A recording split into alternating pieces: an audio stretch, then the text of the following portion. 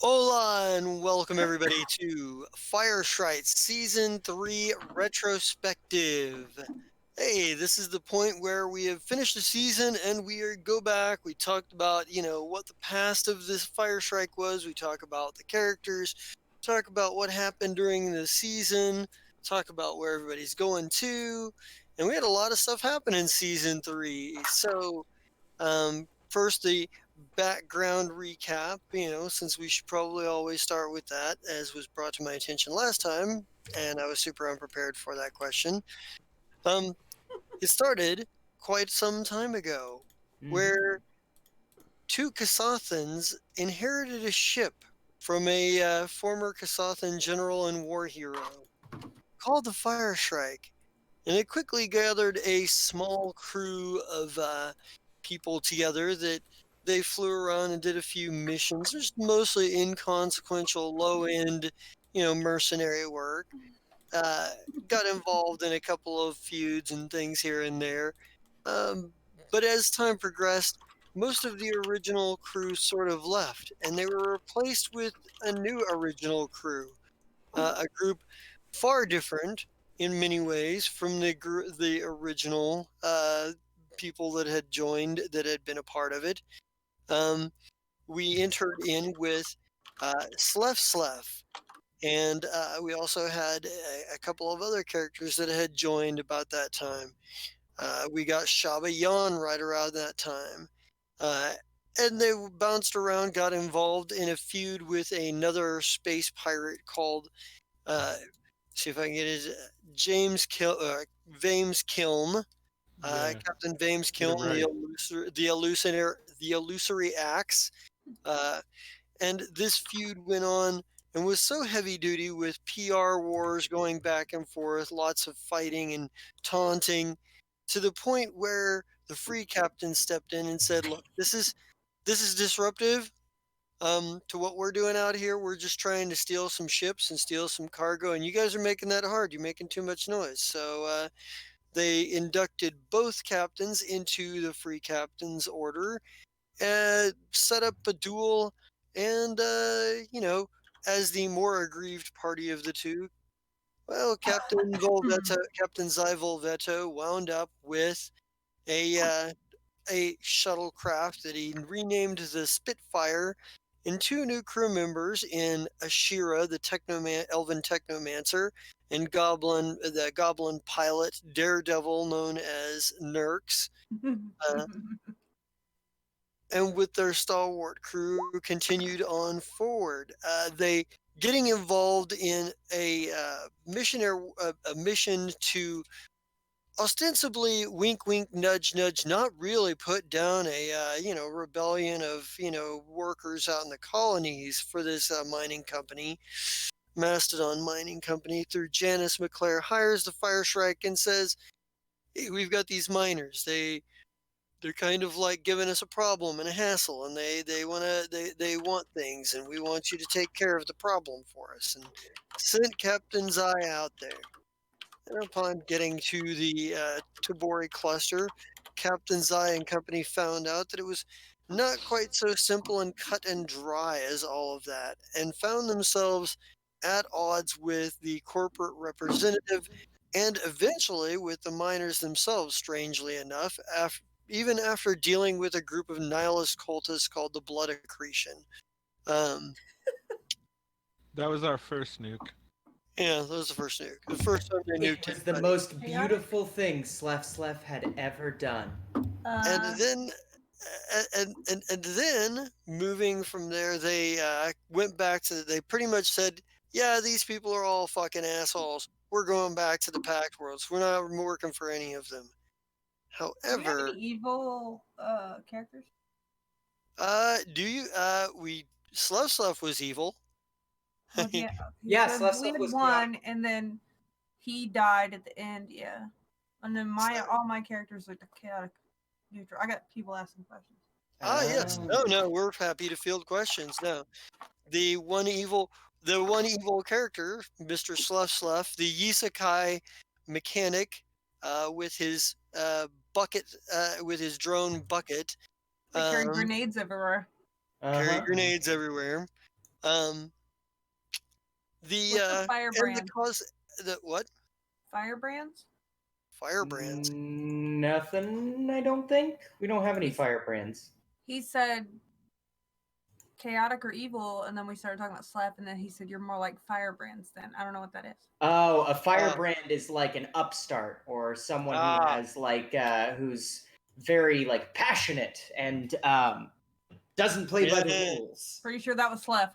Yeah, Um, yeah, that's one way to describe Sluff him. was a category all of his own. Yeah, As Sleph as we kind of see as we progress, because Slav was the reason that the Fire Shrike got notoriety as terrorists. Yeah, thanks, Um, slap. Right. When no the problem.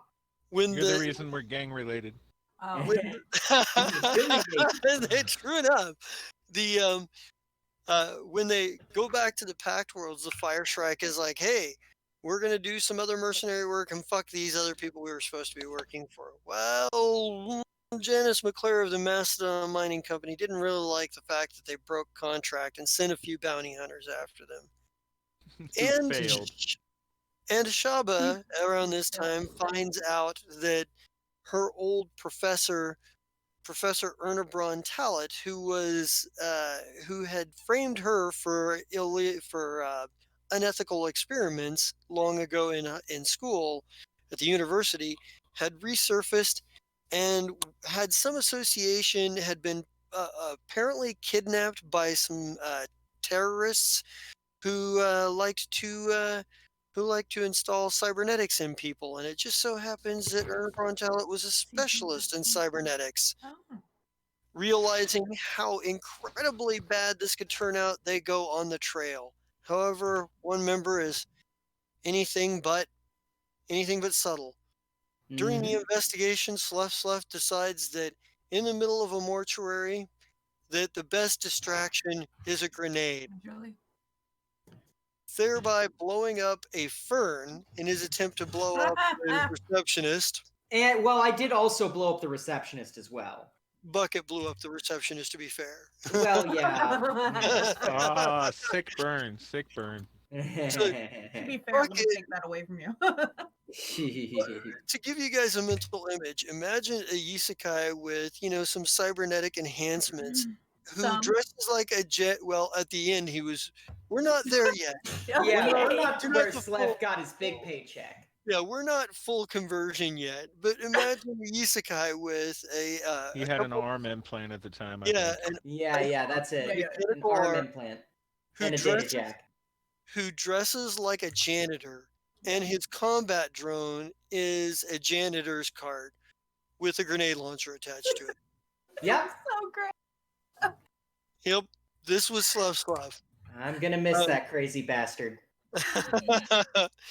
um, It's all after right. blowing up the morgue, the Fire Strike tried to go underground and found themselves at a private manufactory for a contact that they had, which was attacked. And in the ensuing battle, where they attempted to escape, they blew up a dormitory using the ship's fresh new torpedo launcher Ashira. full of people. Ashira. What? Okay, I did that. That's me. Yeah, that was me. And in the eventual escape from between, and in all of this, this part happens on Versis.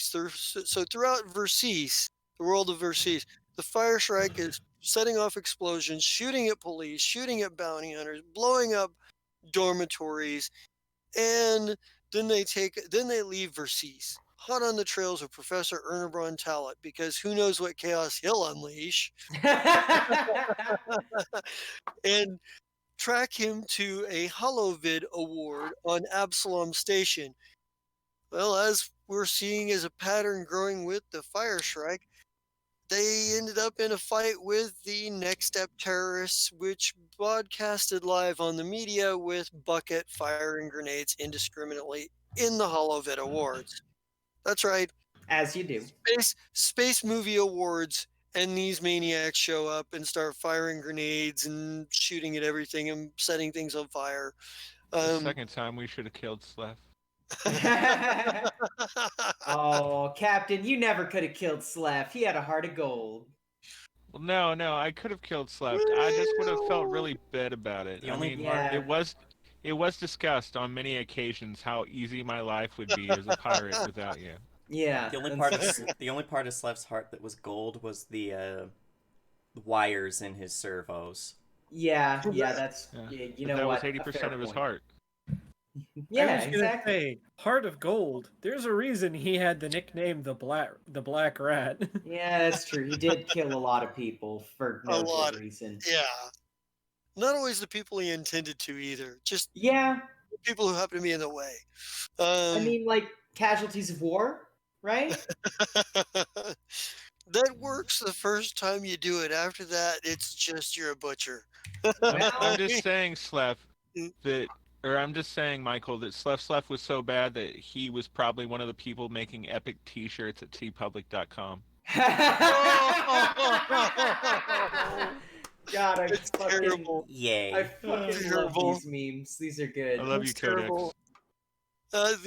Lies. They Lies. The- No, it's not. Telling a bard's tale. Go on. We're sorry, sir. finally managing to corner the professor on the world of Akaton, a massive battle ensued in which one of their newer crewmates was killed by rushing into the middle of shit and then We just don't getting talk about him. killed badly, horribly, crits, big time. Ooh, I remember that. We didn't even pick up his body. That's how No, we don't yeah. talk about it. That's how rough it was. And they just heartless.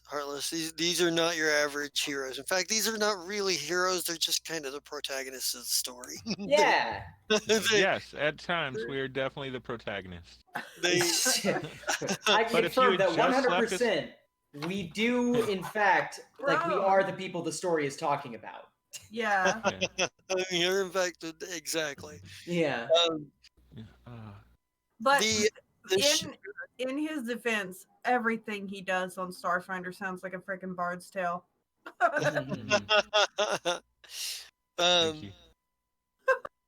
and with that said, they finally show down with Professor Ernebron Tallet, and at the end of season 1, they find out that they may just want to go back to the Tabori cluster and out into the colony areas and everything, because there's a planet out there they had their eye on, and Dr. Tallet's going to pay them money Mhm. to do some shit, which of course they go out there and face the blood accretion again. But not until after they have a pit stop on a world where they don't quite remember landing to take a nap. But hey, that stuff just sort of happens. Sometimes when Right. you're in space, you just have a space nap. Yeah, the crew of the Fire Unbeknownst- Shrike does get the job done, but it may take 6 months, and it should Yeah, only no be a shit. 2-hour trip there. Yeah, it's 2 hours there and 2 hours back. It took 6 months for you guys to get it done, but we did it right. Right?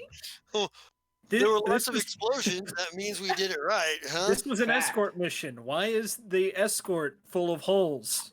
Well, Well, And we got it's Because funny we did that it you right. asked that. before we would go back and take our space nap and all of that good stuff, we are joined. The crew of the Fire Shrike is joined by a former Castrovillian pop star, Mhm. a Lashunta by the name of Ezele Soraval, Yay. That's Come actually to the known as crew. Princess. who comes to Mhm. the crew through no shit an accident with stellar rock stars in space and bribing the crew of the Fire Shrike with a lot of drugs to join it to board Don't their drink and fly, space cadets.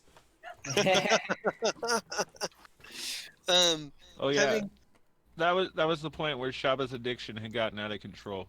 I Yeah. remember that. Yeah, I wanted to mean, get there was off a this peak- ship full of space Ozzy Osbournes. So the way that I did it was by bribing Shaba. Who's It space becomes Space Space Keith Ozzy Richards. Osbourne. kind with of. and I shit you not, what I think I was just as I said, backpack of assorted illicit substances is how I described it. Yeah. And Yes. Shaba's like, Yes. oh, okay. Yeah, no. The good. first thing she said was, "How big a backpack?" Yeah, that was right. That was the first thing she said. Yeah. Yeah. Uh, And lucky for me, this was like some fucking like military style. Yeah, it was a duffel bag. Hike it on your fucking back. You're good for the next Full of month drugs. thing. Full of Absolutely drugs. full of drugs. Full of drugs. All kinds Oh, of drugs. just full of drugs. I'm just saying it was full. And he gives it to the biggest addict on the ship, and she's Uh-huh. like, "Okay." Hey, Yeah. it got me Welcome to away. the crew. It got me off the crazy space train. Dues officially paid. I'm going off the rails Oh, on a and crazy then- space train. And then the addict doses the new person. Oh Yeah, yeah, just that's out of the right. blue. Oh yeah, that was fun. So fucked up. Right? And a bunch of other drug addicts that make up the rest of the crew were like, that's fucked up. Really? Why did you do that? We don't do that. That's not cool. Haha, drugs go snort, snort. Oh Oh god. my god. Dancing kitties. All right. So Go let's on. And after let's, Ezzy. let's fast forward back to that space nap on this Fast forward unidentified back, planet. he says. Fast forward back. I know, right? I'm just all over the place. I should have wrote this down. You'd think I'd remember it a little bit better. No, I do. It's fine. But so they wake up on a planet. Not sure, why they stopped to take a nap here, but they did. And their brains feel like they've been run through a blender and Oh, they don't that remember point. anything. Oh my god, Wither. Kill me. Unbeknownst to the rest of the crew, 2 members were replaced with clones. Dun Mhm. dun dun. Yeah, that was a However- real shocker. However, Also, the- wait. We're forgetting the most important thing I hit the wrong button. describe to our audience. What's that?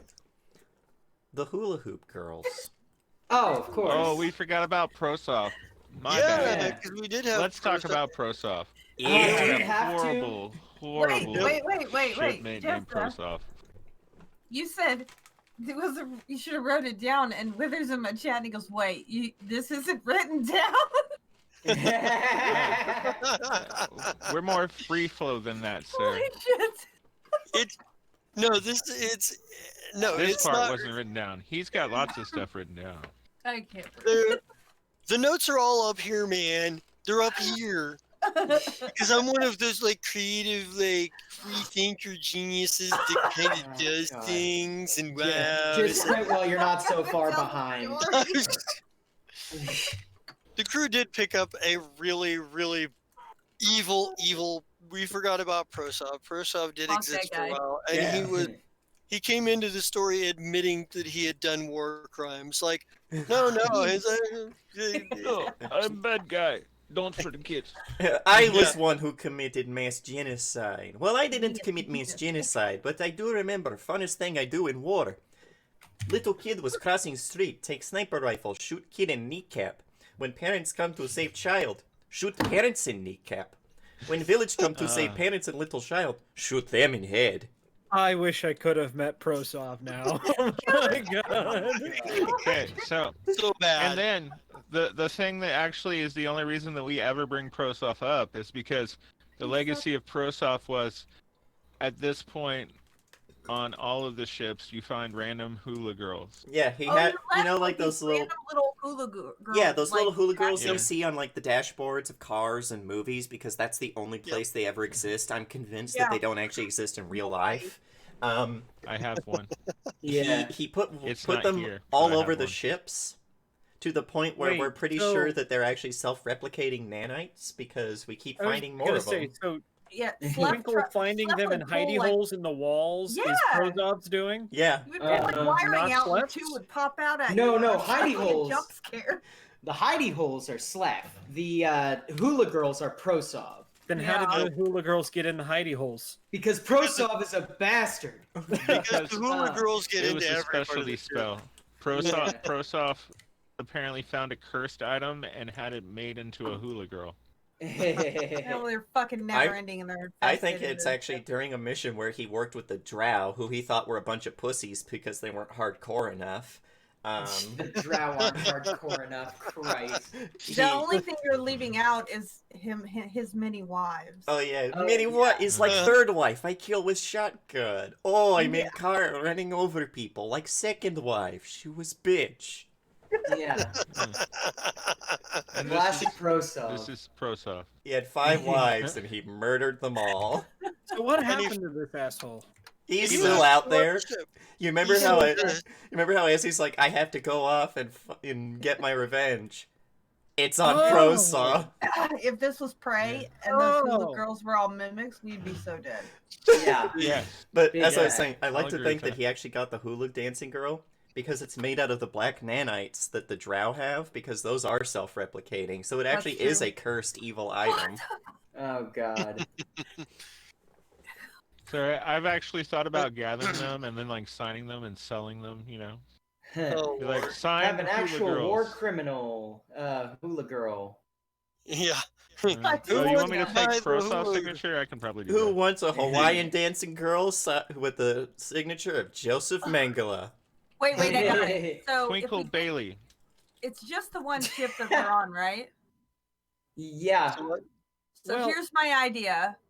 When eventually down the line, it's going to be old. We're going to need to replace her. So I'm thinking before we tear her down, which I feel like would help us get rid of a lot of aggression, we need to take bets on how many hula girls we'll find in the wreckage. Ah, yes. I like this By plan. the time we do that, they'll have achieved sentience and created their own society. In Yeah. which case, it's morally They already ambiguous to get rid of them, which means we need to bring Slef back. GM Oh, don't convert a worry, don't- Pathfinder mimic to Don't worry. Starfinder. If you found that there was anything soft about Slef, you're gonna not find that in this new character. I'm just gonna say that the mimic thing is so overdone. I'm not using mimics. I'm sorry. Oh. Just not Yeah. gonna use mimic. We can I'm have tired. rays I'm tired and of jokes about tables reptoids. laughing, and I'm Which tired of jokes about like doors laughing, and you know, No, I see, get I'm it. sorry, I but get if it. the A mimic can walks be by a door and it anything, laughs and at I her, do it. I'm fucking dead. no, the last thing on the hula girls before we can move on, because I've Yeah. derailed this crazy train. Yes, you have. Mhm. I like to think that's like that one room in the labs in Prey, where eventually where the ship's just going to be a bunch of sticky notes that says not a hula girl, not a hula girl, not a hula girl, not a Yeah. hula girl Yeah. on everything. He is lying. Uh, He is lying. Just as a mimic. Got it. I'm tired of figured. this unfair discrimination against mimic kind. The coins in Oh, our God. Hey, chests now. are Hey, now. babies. hey, now Okay. we saved the mimic in your campaign. Okay, I don't want No, to hear. you killed the mimic. You saved the guy who got cursed by the hags to be turned into a door. You killed the Oh. mimic. Oh, we You are killed the mimic mimic. racist. Oh no. The mimic was a The mimic. friend. Oh no, James. See, I thought it James, was a this mimic isn't that we even saved to this day. So I mean, the intent was there. This isn't Uh, even as in any case- remotely. I didn't even say if the mimic was doing anything. Just said this door is a mimic, and you guys were like, This isn't even Mm, as cowabunga remotely bad it as is. the mimic chest in the sewers that decided to yeet itself down a hole with trolls. hey, at least then we got to Oh. have one of the best lines of that entire campaign, which was, pizza delivery. Yeah, true. The- Anyway, we're talking about this campaign. Okay, moving right. on. Starfinder. Let's get back on track here. Oh my god. So the Fire Shrike goes through season 2. The Fire Shrike worked for Erna Braun Talat, doing various things like tracking down other known terrorists who were fighting the corporations, and tracking down the Blood Accretion cult again, and fighting them in a battle that very nearly killed half the party. And in which Sluff coined another famous phrase. Oh, everything's on fire. I'm helping.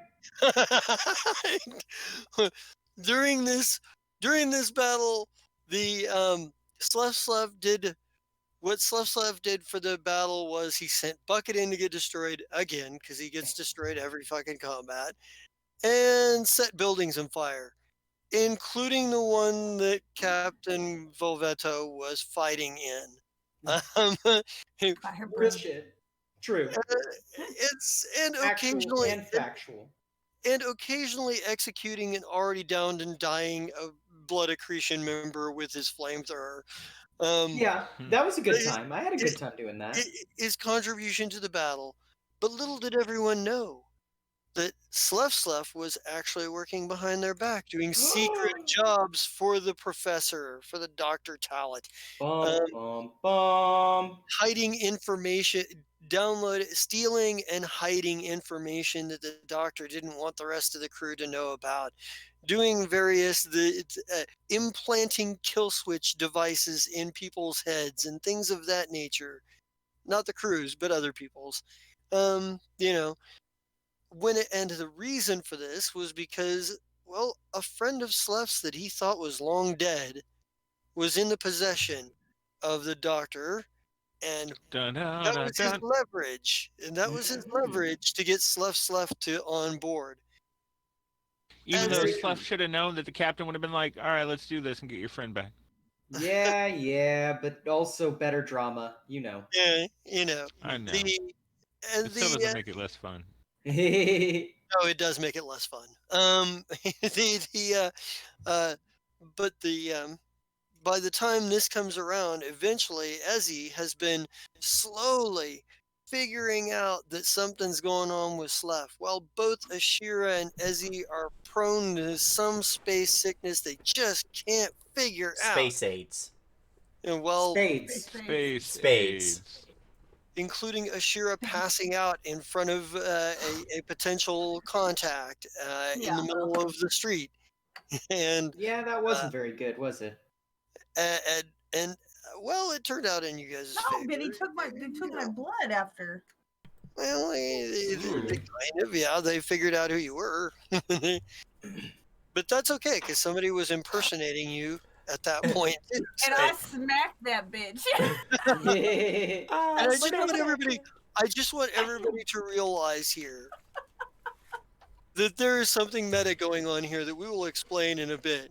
Because some things we never answer the question of the clones until after season 2, and season 2 culminates with a confrontation between Shaba and Slef, and Slef and Ezzy, and Shaba and Qualu, one of their operatives that works with them, and a hole blown in the side of the flagship of Dr. Talent that led to a lot of craziness while the Hell Knights started invading and taking over.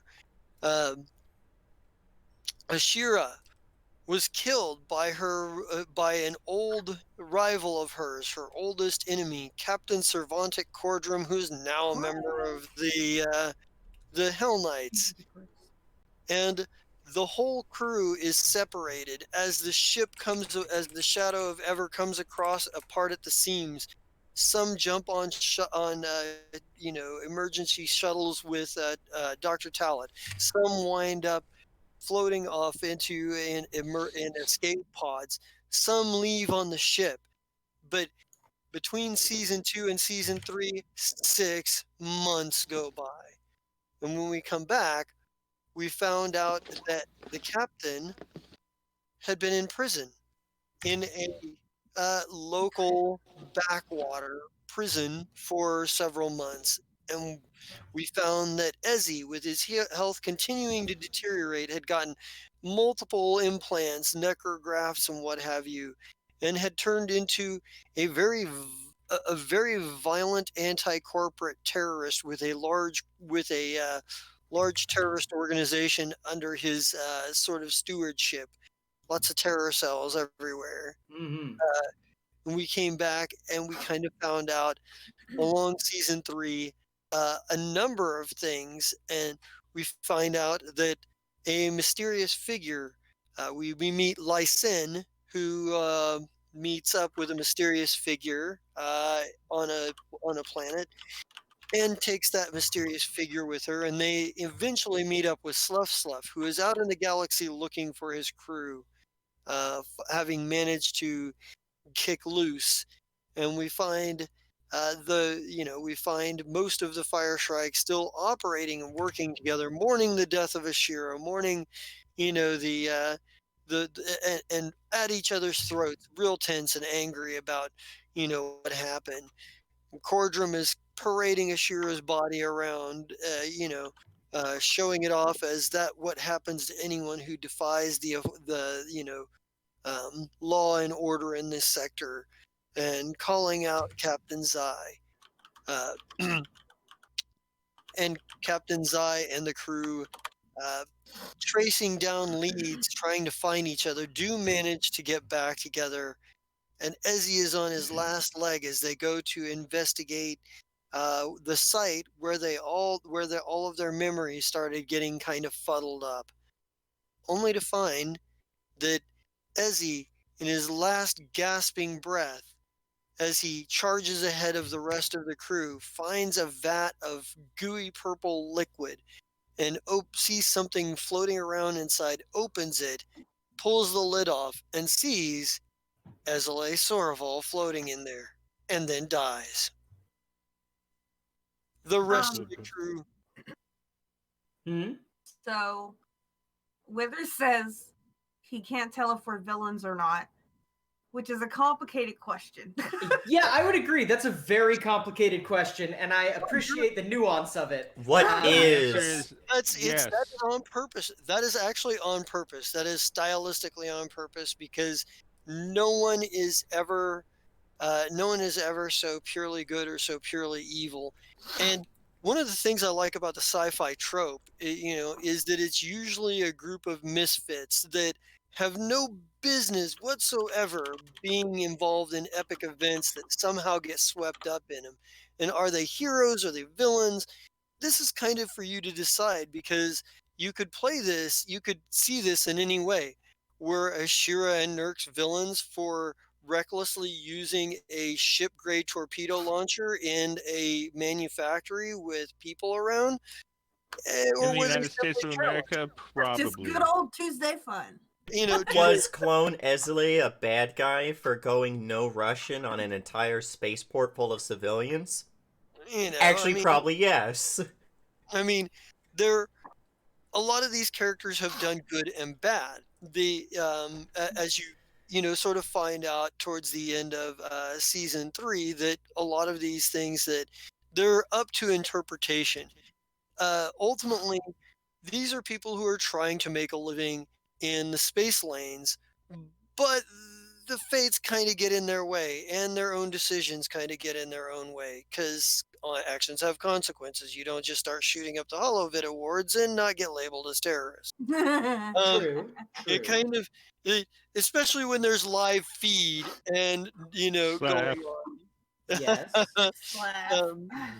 What? You guys keep saying my name. Well, You know what? I don't understand. I never did nothing wrong. Ashira has been known for several cyber crimes, breaking into several security systems, sometimes successfully, sometimes not. But, most often, of the time I did good. most of the time, but there were one or two fails, but either way, becoming a bit of a legend in the fact that you're still out there, and there are some crimes that people do know you for. Because she's been known to erase the criminal records of people for favors to get the Fire Shrike more business. She's been known to, Oh, that was a funny day. Of the big Everyone picture. got out of jail Thursday. What do you mean? No, everyone. Everyone. yeah, she literally did hack the system on Castrovel and a couple of cities and let everyone out of jail. Everyone. Charges have been dropped, and charges cannot be found. All I was files gonna have been say, deleted. how did All nobody files think? erased. I think the entire population of 10,000 inmates all being released on the same day is kind of suspicious. Well, it was. Oh no. Yeah, she completely erased their criminal record, the charges, everything regarding their cases. She deleted the entire criminal investigation files for the entire police department. Yeah, the Alphabet Boys didn't have anything to go off of anymore. Right. Unless it was on hard copy because it was still less than 3 days old, it was gone. Incredibly Yeah. chaotic. They're like, maybe we do need paper files. I mean, they have done some good, because Captain Zai has helped colonists by giving them medical supplies they needed. He's sort of like, and there is season 3 was a bit of a redemption for a lot of it because while they were kind of fighting for good. themselves, they ended up fighting for a lot more than just themselves towards the end of it. We also got Melanie. We forgot about Melanie. Yes, True. and Yeah, our and space there is teenager who eats our power core. Who Well- was a stowaway we didn't know about for how long? Right, it was like Hey, 3 as days. long A as the 15-year-old stowaways girl are not managed to in- stay hidden for 3 days on a ship full of fucking terrorists and mercenaries that like do that kind of thing for a living. We can't And even then make towards fun the of end, I Nahir. tried to make Twinkle my pet. when I Yeah, had and him. we made fun of Nahir. We can't make Because fun of Nahir Nahir didn't anymore for find her not either. finding her. No, as RIP long here. as long as the stowaways are not either A, hiding inside the reactor core, or B, hiding in boxes of snake oil. Yeah. Oh, Yeah. Jesus, no, Yeah. not the snake oil. Not the No, snake they- This oil. reactor core looks really comfy.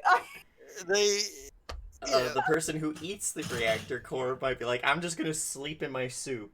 Hold on. Oh my god. I'm just gonna So- hang out here. I'm So going the- to hang out. So the throughout the season, various thises and that's happened as we go along.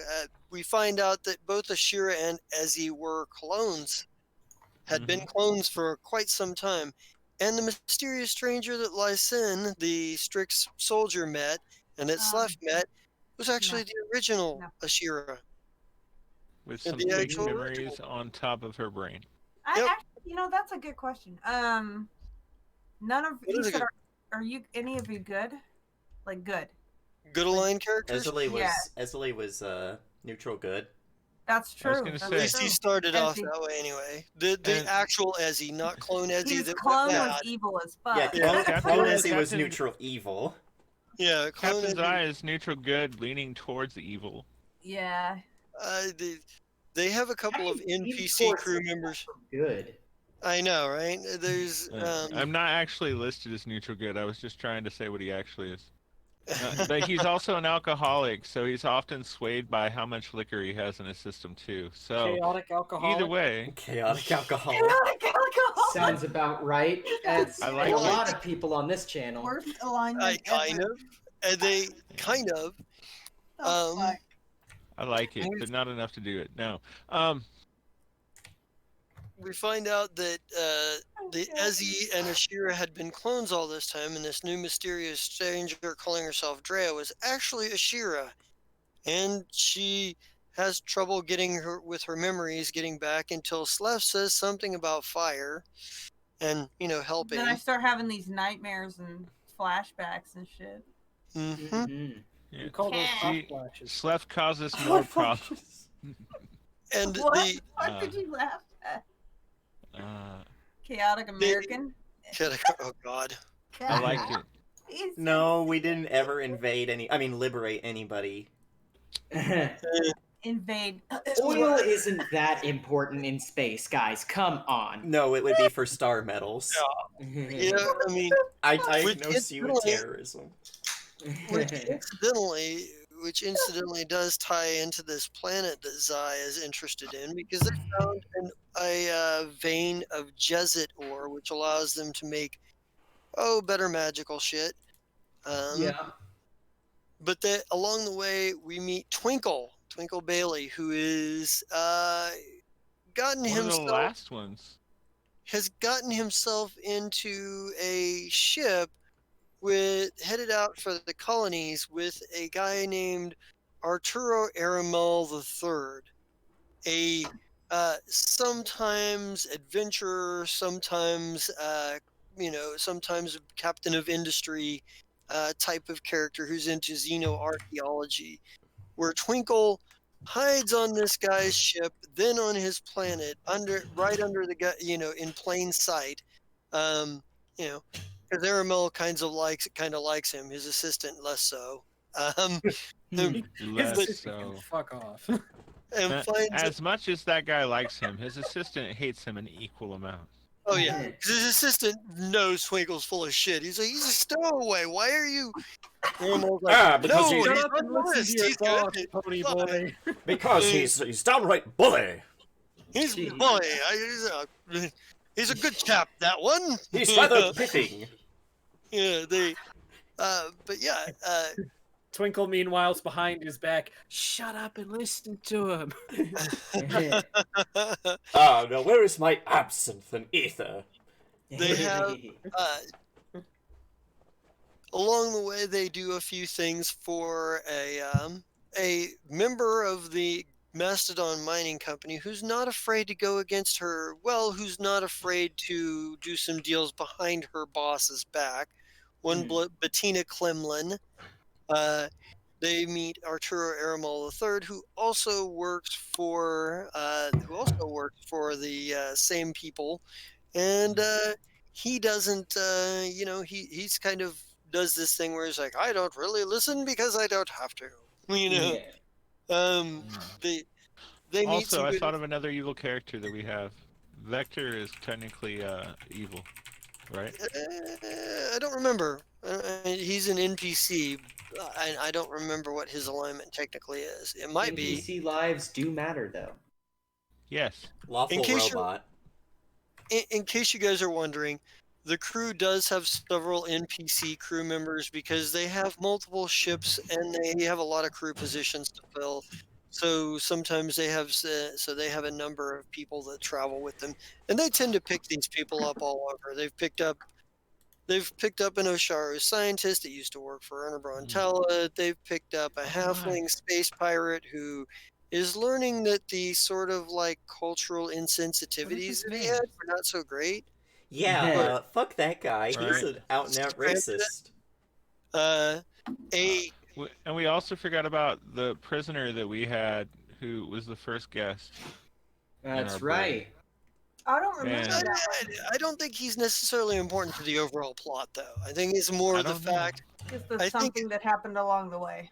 that was something that happened along the way. Although it does make for a good story because they forgot about him being changed to one of their vehicles in the cargo bay for days on end before they did it. We are terrible people. We are horrible people.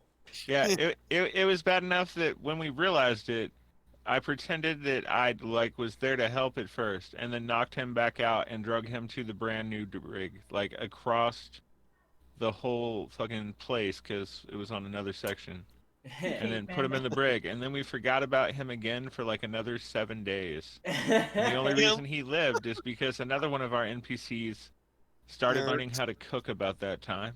She's gotten way better since then. Good lord. Funny things that have happened that make us evil and not evil. We're normal. That's don't it. think We're that not for- evil. We're normal. I don't think forgetful can be filed under evil. It Forgetful depends. evil. That's a new alignment. There we go. Forgetful Forgetting- evil. Forgetting to feed your prisoner for an entire week could be considered forgetful evil. All Oh, right. dear. Yeah, that's definitely under the Geneva Convention. I was gonna say, I think that. Yeah. I love definitely under the Geneva Convention. We're a little Oh my fucked. god. Yeah. But along the way, the end of season 3 culminated with a massive battle in space involving lots of refugees that the Zai had, had vowed to help. The entire Strix colony that Lysen's people had been uprooted by the Hell Knights. Several, a few space pirates, and his one big corporate friend, Alfred von Glurf. In a battle that saw the deaths of a number of people, including Lysen herself, died in a dogfight battle in space, trying to destroy her nemesis, and the missiles hit her front shieldings, and she didn't have much left, and it blew her up. Nahir, who was the security officer and one of the two Kasathans that originally inherited this ship, more or less, Zai's best friend from clear back before his days as a mercenary and in exile, Nahir Tovo Jafin, died in combat trying to help Ashira bring down Cervantic Cordrum once and for all. who, through a series of explosions and lightning bolts and fireballs, Ashira blew into space with lots and lots of magic. And Slef sacrificed himself to take out the space station over the planet that would have decimated their ragtag fleet by crawling into the engine core, yelling something about being, have you ever tried to get the mouse out from behind the refrigerator? I'm the mouse. And blew the ship up from the inside. From the inside, leaving one final plaintive farewell and apology to all of his friends for having worked against them, for having, gotten them into all kinds of trouble and what have you. And so coming out of season 3, there was a lot of people that we lost, a lot of characters that died. And I kind of want to turn this over and let everybody introduce their characters that are sort of relevant to the story as up to the ending of season 3. So you guys kind of know who everybody is and know what their race is and what kinds of things they do. We might as well start with the Commodore himself, Commodore, although sometimes known as Captain, Zai Volvetto. Tell us about Commodore Zai. Who is he? What's he all about? What's he do? What's his class? His race, his background. Tell us a little bit about Zai and his journey. On the spot, bro. Yeah. On the spot now. Hi, I'm Captain Zai. I play on Monday nights with the crew of the Fire Shrike. I'm a 6'4" Kasathan. That means I have 4 arms and I kind of look like Goro. Kasathans are technically a very traditional people, and they have lots of rights, and they waste a lot of time doing stuff over and over again. Even on days where, man, I'm busy. I don't have time to do the 32-point test before I get in this thing and drive away. It sounds like you're definitely in agreement with those traditions. Oh, 100%. So when Zai started out, he was, oh gosh, I can't even remember the name of the church. I was a member of the Kasathan hierarchy, and I was in line to be a high priest of the Adada, which means there's this giant computer on board our ship that has a slice of every single Kasathan that had a brain left when they died, and we can access the memories of all those people and talk to them sometimes if we need to. So a Kasathan knows exactly where he goes when he dies. He may still practice regular religion and pray to a god, but he's not really worried about heaven or hell. Either way, he goes in the box. In fact, that's the greatest thing that can ever be taken from a Kasathan is you have been removed from the memory box. You won't be put in there even if you die. So you Facebook unfriended him, fool. Yeah. And blocked him. You've been blocked from heaven. So that's kind of cool about them. I honestly started this guy because he had 4 arms, and it was something that wasn't a human, because I like to play humans. They get extra stuff. And this started out as, all right, so I'm going to get drunk as this character a lot, and we're going to just do random missions, and if anybody fucks with this, we'll fuck them up. And it kind of started out like that. And then one day, we were on a mission, and Nahir kicked this big vest's ass. Yeah. And this big vest's ass. Yes, what she said.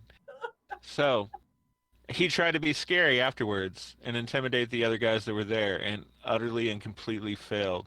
So I tried to back him up and utterly and completely failed. And from that point on, it was my mission to get better at scaring people and calming people down. It was where I should have went, I'm going to be an envoy from now on, but I'd already made previous commitments to the jester. So that was what we did. And then it went from me being drunk on a ship with no worries to having several ships and lots of people that are crazier than I am. So I drink a lot less as a character now. After 3 seasons, I'm still an alcoholic, but I'm not nearly as bad as I was in the beginning of all this. Kick some fast booty. Now it's like 3 pints a day instead of a gallon. So, that's not bad. You hush. What else? And for the most part, we don't try to hurt anyone, even though we are kind of evil, unless they tell us we can't do what we were doing in the first place. Like, don't do that. And we're going to want to do it because who the hell are you to stop me from doing what I want? I can't do this. Oh, I'm gonna do it now. Right? Yeah, Like, that do is you know who you're talking to? You're talking to Captain Zy Volvetto. I'm Who going the to do hell what I do you want. think I am? Reasonable? Absolutely not. Yeah. Do I look like a bitch? Oh, my lord.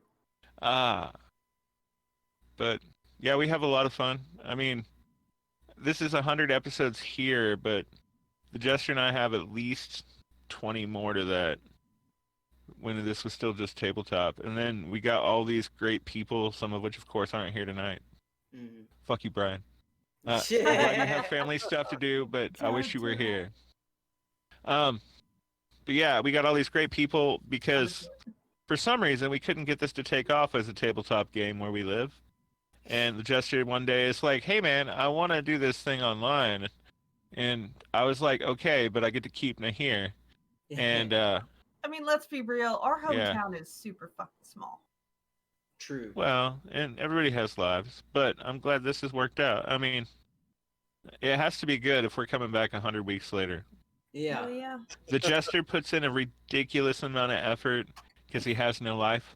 But Hey, Okay, we have to pause. okay, We have to pause. Wither picked a page. Are we ready for our useless fact? Okay. yes. okay. A squirrel has no color vision. It sees only in black and white. Every part of its field of vision, however, is in perfect focus, not just straight ahead, as with man. Interesting. Okay. Wow. Okay, going on. Squirrels are cool. Squirrels are So- cool. Okay. They are distracting, that's for sure. Mhm. So let's bounce around here. Tell us about. Oh, well, yeah, go go ahead. ahead. Sorry, what were you gonna? I was going to say if we're going to bounce around, then it goes on to Purple Codex, right? That's tradition. Ah, You wanna go to? I go to mean, Codex? this is an epic If you idea. got more for me, sir, I will answer more questions. But This if we're is- trying to bounce was- through, nah, Okay. I was- it's cool. This is an Well, I epic got- idea. I like it. Oh my land. I don't think this idea is very ethical, though, James. Oh That's why my I like God. it. it might not be ethical, but it will be fun. There, Okay. that describes the Okay. Fire Strike perfectly. fuck It might up. not be ethical, but fun. I want squirrel vision. He said I want squirrel vision. Codex. Tell us about Ashira. Like, who is Ashira? What is her class or race? What is she? Let's talk about her journey. What it was like to play clone Ashira. Who is her daddy? What does he do? Yeah, fuck that. So, I mean, I'm from I don't want to say, it's not like a prominent family. Like, I don't know how to describe my family. She was a preppy elf chick before she got out. I was 100% Marilyn Manson of that family. Never Okay. trust an elf. Okay, we'll get to that, James. Yeah, I didn't follow a lot of the rules. I very much disagreed with a lot of the things. As far as like my mother's ideas of how an elf woman should be. So I kind of, I left Cashevel and I just decided, I'm gonna go do my own thing. And eventually I ended up on a ship with Thanks. Cordrum, my fucking nemesis. That wasn't me. No, it was mine. I didn't realize Okay. this was on. And It's okay. so that was just, we never liked each other, he and I, and then he was like super freaking racist, and I couldn't stand to look at him barely, but he was like my boss essentially on that ship. And then like we kind of, I think we got into a big fight, didn't we? I can't remember. Yeah, there was a couple Yeah. of fights between the two of you. Like your Yeah. You have a first fight- couple of scars from him. But then Well- I don't remember how what happened. I know Nurks and I went. I don't remember how we got here. Basically. Well, Oh. essentially, so to clarify, Ashira had taken a job working for Captain Vame's kiln, installing the drift drive on what became the Spitfire, because it was originally part of Captain Vame's deal. Yeah, it's called the Cordrum- Brown Hornet. Not the Brown Hornet, it was the Ebon Hornet. The Ebon Hornet, my bad. And hey, you guys wanted to change, didn't like the name and changed it. I didn't stop you. It was your ship at that True. point. She had been working there.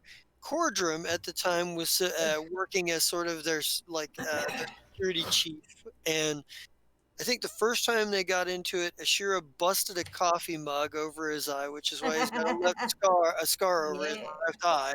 Hell yeah. Because he tried to touch her or something. And the Gross. second time they got into a fight, he jumped her after they had boarded a ship and she was already injured and just pummeled the crap out of her. Because Nurks was already down at that point and couldn't help her out. Just an absolute bastard, this guy. He's Captain Cervantes He's a Cordrum. dick. He's the most evil. He's probably one of the most evil characters in the campaign. God, and he is so hard to fight too. That evasive bastard. Marty McFly would say, Well, he's an it- asshole. You know, It tore my heart out when you said he had something like 1 or 15 SP left after he murked Nier. Yeah. Just rip. Yeah. Well, yeah, Nahir did you not roll almost made particularly him well. bleed before one of the characters died. Good job, guys. That's what Yeah. really pissed me Thanks. off. That's how it felt. We were already broken and bitter because Nahir was gone. This guy was a But- fucking anime villain. Then you're like, Yeah. yeah.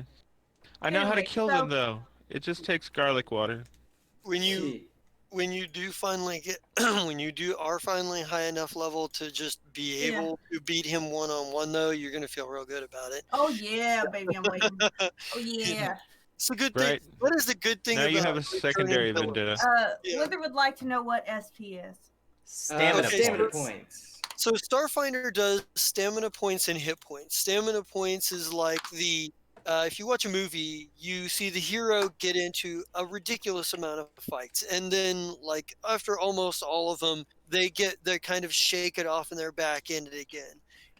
Until like the final battle of the fight, which is where they actually look like they could potentially die, and in some cases do die, and what have you. That's sort of the difference between stamina and hit points. And it works similar within the context of the mechanics of Starfinder in the fact that you can take a lot of stamina damage, but you can spend about 10 minutes and, spend your resolve and be back up on your stamina points and get back into the fight. Yeah. Your hit points, you still have to have a greater deal of healing because that's actual physical damage. Like stamina could be described as those like really stupid near misses that you're just shave off of your ability to dodge the next attack, or tearing bits of your armor up, making it easier to attack you, or maybe you sprain your ankle dodging back out of the way of something that should have hit you. It's the kind of like minimal damage you take that isn't really like life-threatening kind of stuff. So when they talk about every character has a pool of hit points and a pool of stamina points. You have to get all the way through the stamina points to start doing hit point damage in most cases. What they're talking about is he never got into hit point damage. He was close to getting into hit points because this guy's a returning enemy for a reason. He's kind of tough. He had better armor too. Anyway. He did have really good armor. And the Hell Knights are, just so there's no confusion, the Hell Knights are an organization of mercenaries who respect the iron discipline of Hell. They do have to fight devils to be initiated into the ranks, but it's not like they serve Hell. It's not like they, keep a bunch of devils around. However, all of their ships and their armor have that sort of design that's very like the kind of sort of gothic evil shit you'd expect to see in like a movie where you're seeing the hellscape of hell. You They're the know, Chronicles of Riddick Knights, basically. they are Heck Knights. Yes, they're that's true. Heck Knights. um Okay, now so, shut up so Shira can talk. yeah. Go ahead, Ashira. Sure, Ashira, talk. I dare you. That was super fun to say. Understand. Oh yeah, he knows what a hell knight is. So essentially, okay, so all the stuff happened like that. There's bad blood and everything. Along with me on that ship was one of our goblins. Well, she's the only Our goblin we goblin. have. One of Yep. our NPCs is what I meant to say. And that would be Nurx. She kind of went through the same bullshit as the Shira, and then like we became kind of bonded in that way. So she's like her best friend, hmm which kind of grounds the Shira because Shira's got a short fucking temper. And when I say she's not a normal elf, she's not. Like, her pastime is drinking coffee, meditating, and reading books about Serial killers. serial killers, basically. Mostly Earthborn ones. So, Well, there are a lot. they're, well, yeah. Well, So, but she, not like, necessarily, but her quarters, for example, we went through one episode and we were talking about what was in our rooms. And she has posters and there's books about serial killers and crime and all this stuff just in her room. Like, that's just, it's a very creepy room. But she's Not like really. super into that stuff. Like, there was one episode we did where, and she's not girly, but she had this dress on that she just fucking loves, like a little black dress, and she loved it. And the hollow we're of it on a award. mission, and then somebody freaking ripped my dress, and I lost my shit. Yep. That is true. Yep. Yep. That was the Hollow of It Awards. There wasn't enough chaos going on there. No, but it's been a good ride so far, and eventually I'll be able to square up to Cord Bruton, you know. So, and what level did I make last week? I forgot. I thought you made 10th. 10. I Woohoo! think Did You're- she raise her ability Yeah, scores again? If she raised her ability yeah, I scores, think then it so. was 10. I think Yeah. so. Yeah. So 10. Well, it would have been So, yeah, sure. Elf technomancer. She's Yeah, space. what was it? fever. Which was what was it like playing clone Ashira and trying to Oh, subtly God. drop the hints without giving the So, game away? It was really hard because that was like a month of secrecy, you know? Like it was a lot. And I could say anything and I had to I changed most everything. I mean, hair was dyed black, you know, as far as my character knew, she was Drea. You know, she wasn't a Shira, she didn't know who Shira was. She completely lost her memory. And then, you know, things started coming back like little flashes and stuff, and then Slef just had to stir the bucket, and everything exploded from there. And you know, but it was nice, cracking knuckles, yeah. But I mean, I remember thinking, how am I going to play Drea to be different? Because like I wanted to do more like for her during that kind of month of we don't really know what's going on and we think Ashira's dead, you know. Like I kind of wanted to play her more I don't know if methodically is the right word, like calmer, you know, just kind of to herself, not really short temper, kind of like not the fuse like Ashira had, you know what I mean? Right. Like she kept to herself, she talked Mindful. to everybody, she was nice, mindful, yeah. And she loved Desi. Oh my god, she loved Desi so much. He was just a thing that needed to be protected for her. That's how you know she was the fake. Yeah. Because real Ashira doesn't give a shit. She's Real just saying, Ashira "Fuck walks you." by and go, "How you doing, princess?" She's not gonna get that opportunity anymore. No. Uh, Actually, Yeah, I miss you I already. cannot wait Never. I was gonna say you better be using that email while you're off hunting. So, and Mind here's blank. what I want to get into. I want to talk about something that's super meta. Remember when we said Ashira knocked out somebody that was impersonating her? Well, Oh, that was clone Ashira that knocked out somebody impersonating Ashira. So very meta thing going it was on there. fucking, Well, no, at that night, I was still Ashira because No, that was the I- clone. No, that was Was clone it? Ashira. Yeah, it was well, clone then why Ashira would I have been mad with her? because clone Ashira thought she was Ashira. Oh, you're right. And then this little girl who's a runaway, going all over the freaking galaxy pretending to be me and getting in fucking trouble. So I literally walked up to her and just smacked her. And I was like, Knocking her the fuck out. I did. I knocked her the fuck out. Yeah. Bitch, don't copy me. Amen.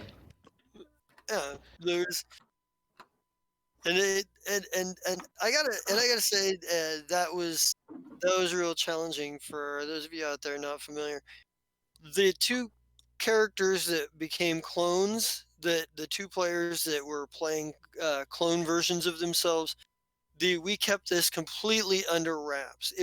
I pitched the idea to both of them, knowing that if either said no, I couldn't use the idea at all because then somebody would guess the game before it became a thing. And both of them, Ezzy being the other one, both of them were down to do this. So for several months, they were playing their characters as if they were their characters, but trying to drop in subtle hints they might not be all of that. That there were changes going on. Was it Shava? I think it was Shava. Shava, she kept noticing little ticks and stuff. I guess the Shira does that maybe Drea didn't know she was doing. So she just she gave me looks and stuff, and then she was kind of protective there for a minute. Well, and Clone Shira, during her time there, decided she didn't drink coffee anymore. She started drinking tea. Oh yeah, Clone Shira drank tea. Yeah, I forgot about that. Literally one day just said, "This tastes like shit. Fuck that." And then, what is this? What is happening here? I don't want this.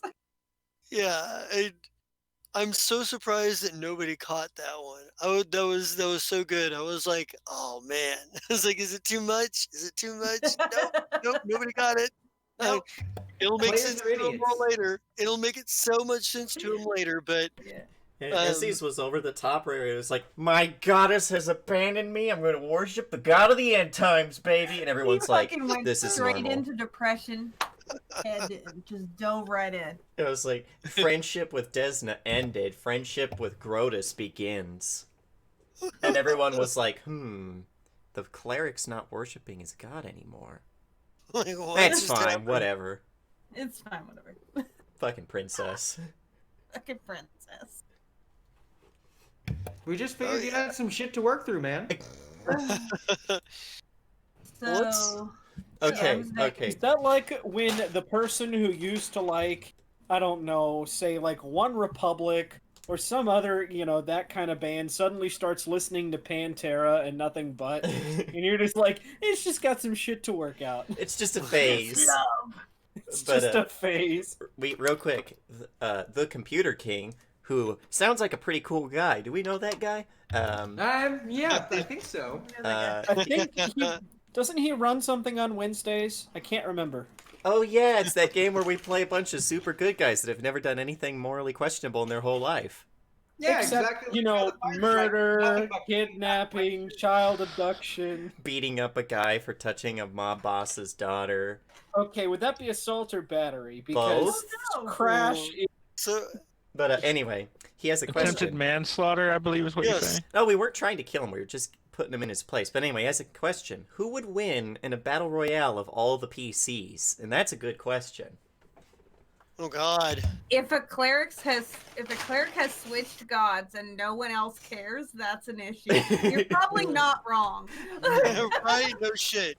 No shit. Not You're- just that. you're not wrong, Went man. from the goddess of dreams and stars to the god of I the don't know. end times.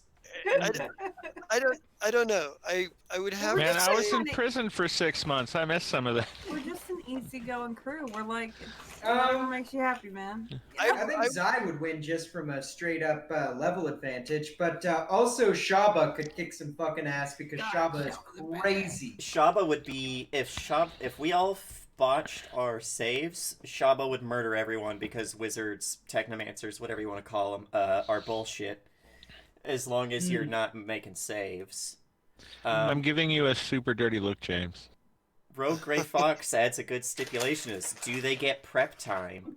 Do all of the casters have all their spell slots? Now, if there was prep time I was involved, gonna say, Slap there- potentially could have won that one because Slap would just set up Yeah. a bunch of traps everywhere, and he's real good at that.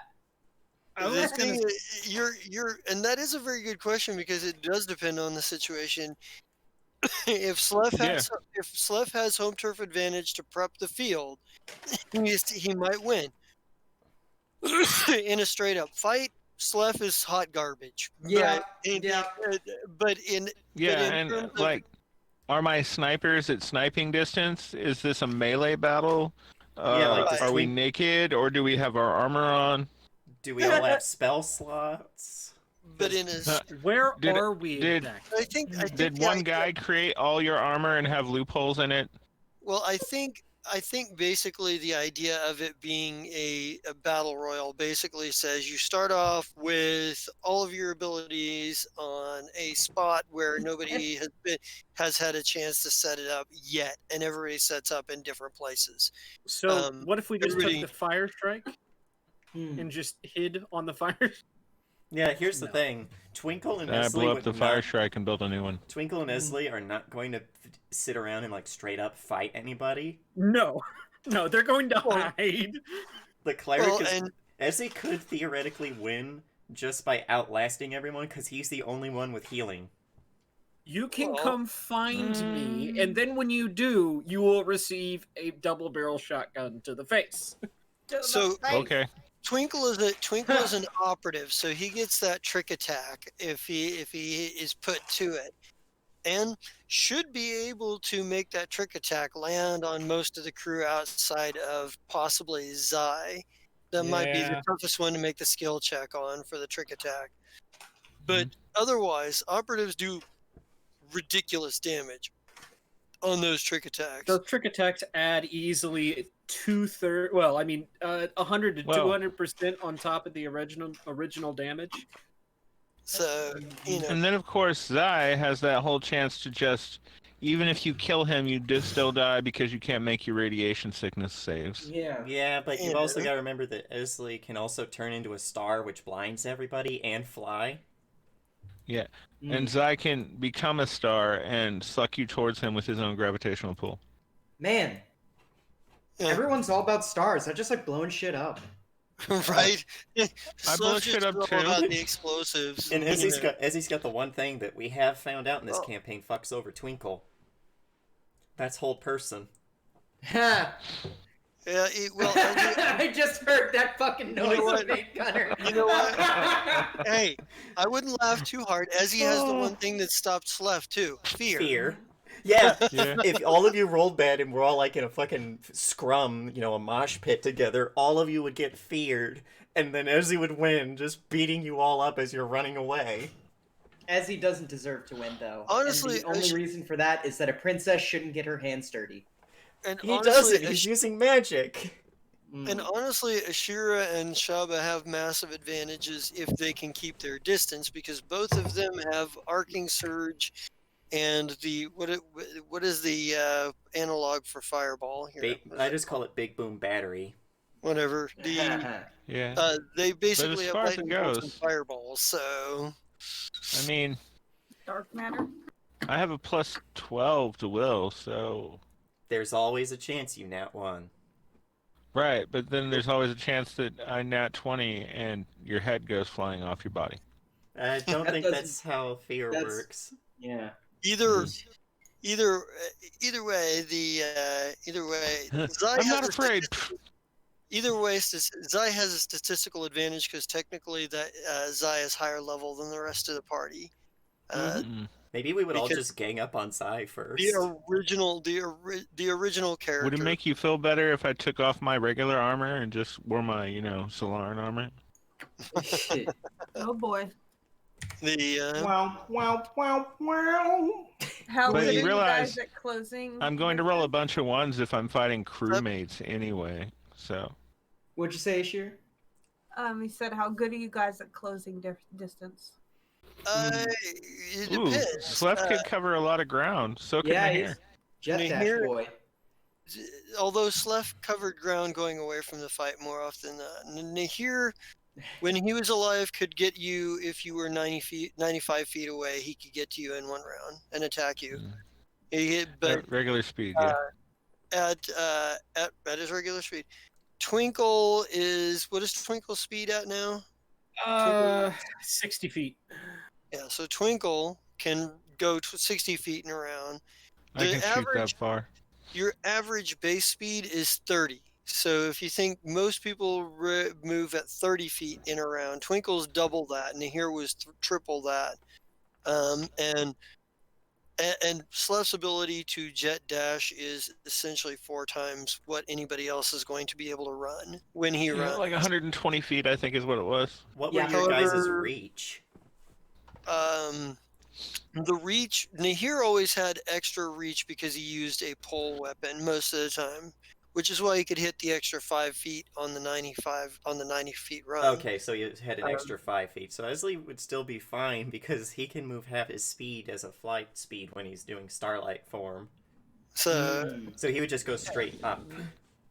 yeah, Semi-automatic pistol go pew pew. So Yeah, guns would still work, but he would have a concealment advantage because you'd be blinded while looking at him. I'd have to hit your AC with grenades. Fuck that. That sucks. Do I get... Wait, important question. Do I get the crouch kicker sidewinder? No. God damn it. That's like saying, hey guys, we're Actually, playing Halo. Do yes. I get the rocket launcher while the rest of you get pistols? Hey, Oh, you do, wow. but just like the fight you used it in, you only get ammunition that's spec'd for anti-vehicle. Fair. So yes, if you manage to actually hit somebody with the warhead, yes, they're dead. But it does not work without anti-personnel rounds. If squads of 3, who would your character have in their squads? Oh, easily, Captain and Shaba. Or Captain and Ashira. That's the I want to be extra sweaty and win this fight party. Yeah. Thank you, guys. I don't really think I'm that badass in combat. Yeah, but you've got And- bigger and- stats. That's what matters. well, here's the thing. Well, and I can absorb a lot of damage, too. I mean, I have, like, a damage reduction of, like, 10 at this point. Zeiss combat is less about like the damage done with weapons or fist and more about the special abilities. Because when you supernova, you do an assload of damage. And on top of that, I do get all those bonuses from being a high-level Solaran, and I took the feat so that I can punch 3 times with only, like, a -1 right now. Right? So, yeah. I mean, it's nice, because it's the only way that I've found to take advantage of the fact that I have forearms. So let's talk about let's go ahead and talk about Ezzy here real quick. I love Izzy. Oh, Zam. So Ezzy was a Lashunta Star Shaman Connection mystic, but he was a former pop star. So tell us a little bit about what Ezzy's journey was like and what. Alright, so Ezzy was one of those characters where it didn't really seem like he was probably going to stick around on this crew because y'all were a bunch of crazy bastards. Like, one of the first things that happened when he came on board the ship was someone was like, haha, drugs go pew pew, and made him see dancing kittens for 3 days? Yeah. 3 this days. is- Something like that. I You think it did was you did a lot of ecstasy, and it was created to be a high-end drug with lasting traits. So that was a whole lot of not fun. But Shaba By the was a third whole day, lot it of- probably was. But by that time, he had been Ah. asleep for like 70 hours. Yeah. Even when you're on drugs, you start feeling a whole lot of not fun about that time. No, I know exactly. I know exactly. But yeah, so it was one of those things where it felt like he was going to be kind of just around and he didn't get along with anybody, but then he kind of fit in a weird way because, you know, everybody needs the mother hen to keep, Yeah. the one to remind you guys, hey, it's been several days since you've been on your drug bender. Make sure to drink some water. Ah, Yeah, the clone's dead. Cordrum killed who he thought was a Shira. He killed them. So Yeah. and then found out when we fought him again that Ashira wasn't dead and he'd just been hauling around some clone. and then Which I really wish we got that body back. It would have yeah, made it easier to that's make new true. ones. Yeah, Rick is always in the brig. He's Wreck is continuously always in being- the brig. No. Yeah. No, So she's on got my a thing on stream, her, I yeah. have a GIF with Oh. bars, and it says "in the brig," and it says Rick in quotations below it, and it's Rick Astley's in the brig dancing. Huh. Mm. Nice. So he's always there. Wonderful. But Mm. yeah, he was the one that kind of was like the lone moral compass to these people. Which, by the way, Here was my moral compass. I'm sorry. yeah, but that was the your moral moral compass. That's compass? the usual thing was Compass. murder them all, Captain, Yeah. for great Sort honor. of. Well, more like if they were being dishonorable, murder them all, and if they weren't being if they were being honorable, well, we Murder should can't do most that. of them. we shouldn't murder them if they're Moral being Krampus. honorable. I agree. I think he was a little deeper than that, guys. Come on. He was. Yeah, but he was. didn't talk a lot. He was our stoic samurai. Yeah. Alright, Yes. back to Izzy. Yes, I like that. Izzy. But Ezzy was He was my Jiminy Cricket, damn it. Ezzy was Jolly like screwed. So like everybody talks about how in like D&D parties there's like 5 roles. There's like the leader, there's the big guy, the lancer, the brains, and the heart. He was definitely the heart of the party, I feel, Yeah. because he was one of the I only could ones agree that with was good and was trying to steer people away from some of their more violent bad boy tendencies. But then he went a little off the rocker, but that was because he was a clone. And again, nobody questioned it when the clone was like, "Darkness, no parents." Well, Slef wasn't around, but he would have questioned it. He would have called you a fucking goober. You were there at Right, the start of it. As far as it goes, since Captain Zai at one point, had a bunch of religion in his life, and then went, you know what? Fuck all the gods. Fuck them hard. They can suck. Yeah. So, Zai seeing you switch gods wouldn't have even registered to him. He's like, oh, you're trying something new. I hope it works out. Yeah. I hope that the It's end not times one of the come for gods you. that I'm like, maybe you shouldn't be worshiping the god of death right now. It's probably not a good spot for you. But this guy, he's fine. Which Grotus, for those of you who don't know Pathfinder stuff, is he's called the Skull Moon. Because his whole thing is he's just sitting there twiddling his thumbs, and when the last soul ever has been died and judged, he goes, "Oh boy, here I go murdering again," and just eats the entire universe. The question wasn't even the next question in the chat was not even related to gods. It was, what the fuck is a goober? A goober is a very polite way of calling someone a fucking cunt. Oh god. Yeah, a goober is the PG version of fuckboy. Yeah. Yeah. I approve all of these definitions. A very silly boy. But, yeah, so that happened. Then Clone... It's the equivalent of saying "bless your heart" in the South. Bless your heart. Damn. Oh, man. But then Clone Ezzy found real Ezzy and was like, so you are me, and I am you. Uh-huh. And then died. You are what we are. And Well, then, he's like, Right. it was like he got closure. yeah, he was kind of actually like, well, It was cute. my life sucks. But you know what? Since I was the clone since I was the bad boy the whole time, and that means that my life doesn't suck as He's much. the sheriff. I'm just gonna. In fact, No, it was actually he real shot Ezzy the that sheriff. discovered Ashira. Mm-hmm. He shot the sheriff, but he didn't shoot the deputy. God Oh damn. yeah.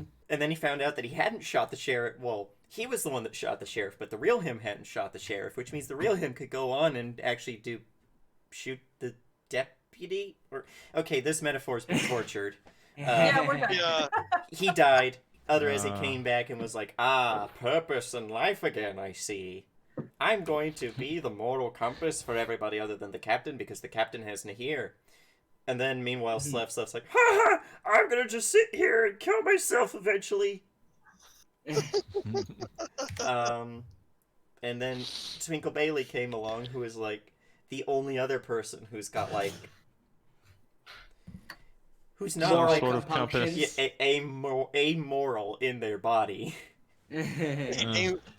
a singular moral. Well, all right. Right, I'll save and- that for when we get to Twinkle. I'll save that for when we get to Twinkle. Yeah. I was gonna say he's also the only one to ever willingly sit on a sheriff's shoulder. That's true. Ezzy and Sleph had a complicated relationship. Yeah. Mostly because Sleph was a big meanie to clone Ezzy, who was a big meanie right back, and then real Ezzy came back and Sleph was like, it's cool, man. Yeah. Well, it's a little more deep than that because Clone Ezzy used a fear spell on Sleph and basically like had the one thing that would trigger like everything in his brain of like fuck you, fuck you, fuck you. Yeah, because Ezly's fear spells don't work by showing people their greatest fears, but by filling people with their deepest sense of loss. And Sleph was already working for Ernebron Talit at that time, basically like, and Ernebron Talit was like, hey, Elgas is in my possession, and that was Sleph's greatest loss. So a lot of complicated emotions that happened all at once. Basically, Ezzy's fear spells are, you're gonna cry, you're gonna piss your pants, maybe shit come. Jesus Christ. Anyway. But that's only if you crit fail. But, yeah, Ezly went on to become a captain and did a pretty fine job. I mean, the one time he ever was off on his own, he was like, hey guys, I'm trying to save you from these world-ending assholes that are chasing me. And they're like, I don't believe it, kill him. So Ezzy's fear is vicious mockery. Kinda. You're gonna cry. God damn it.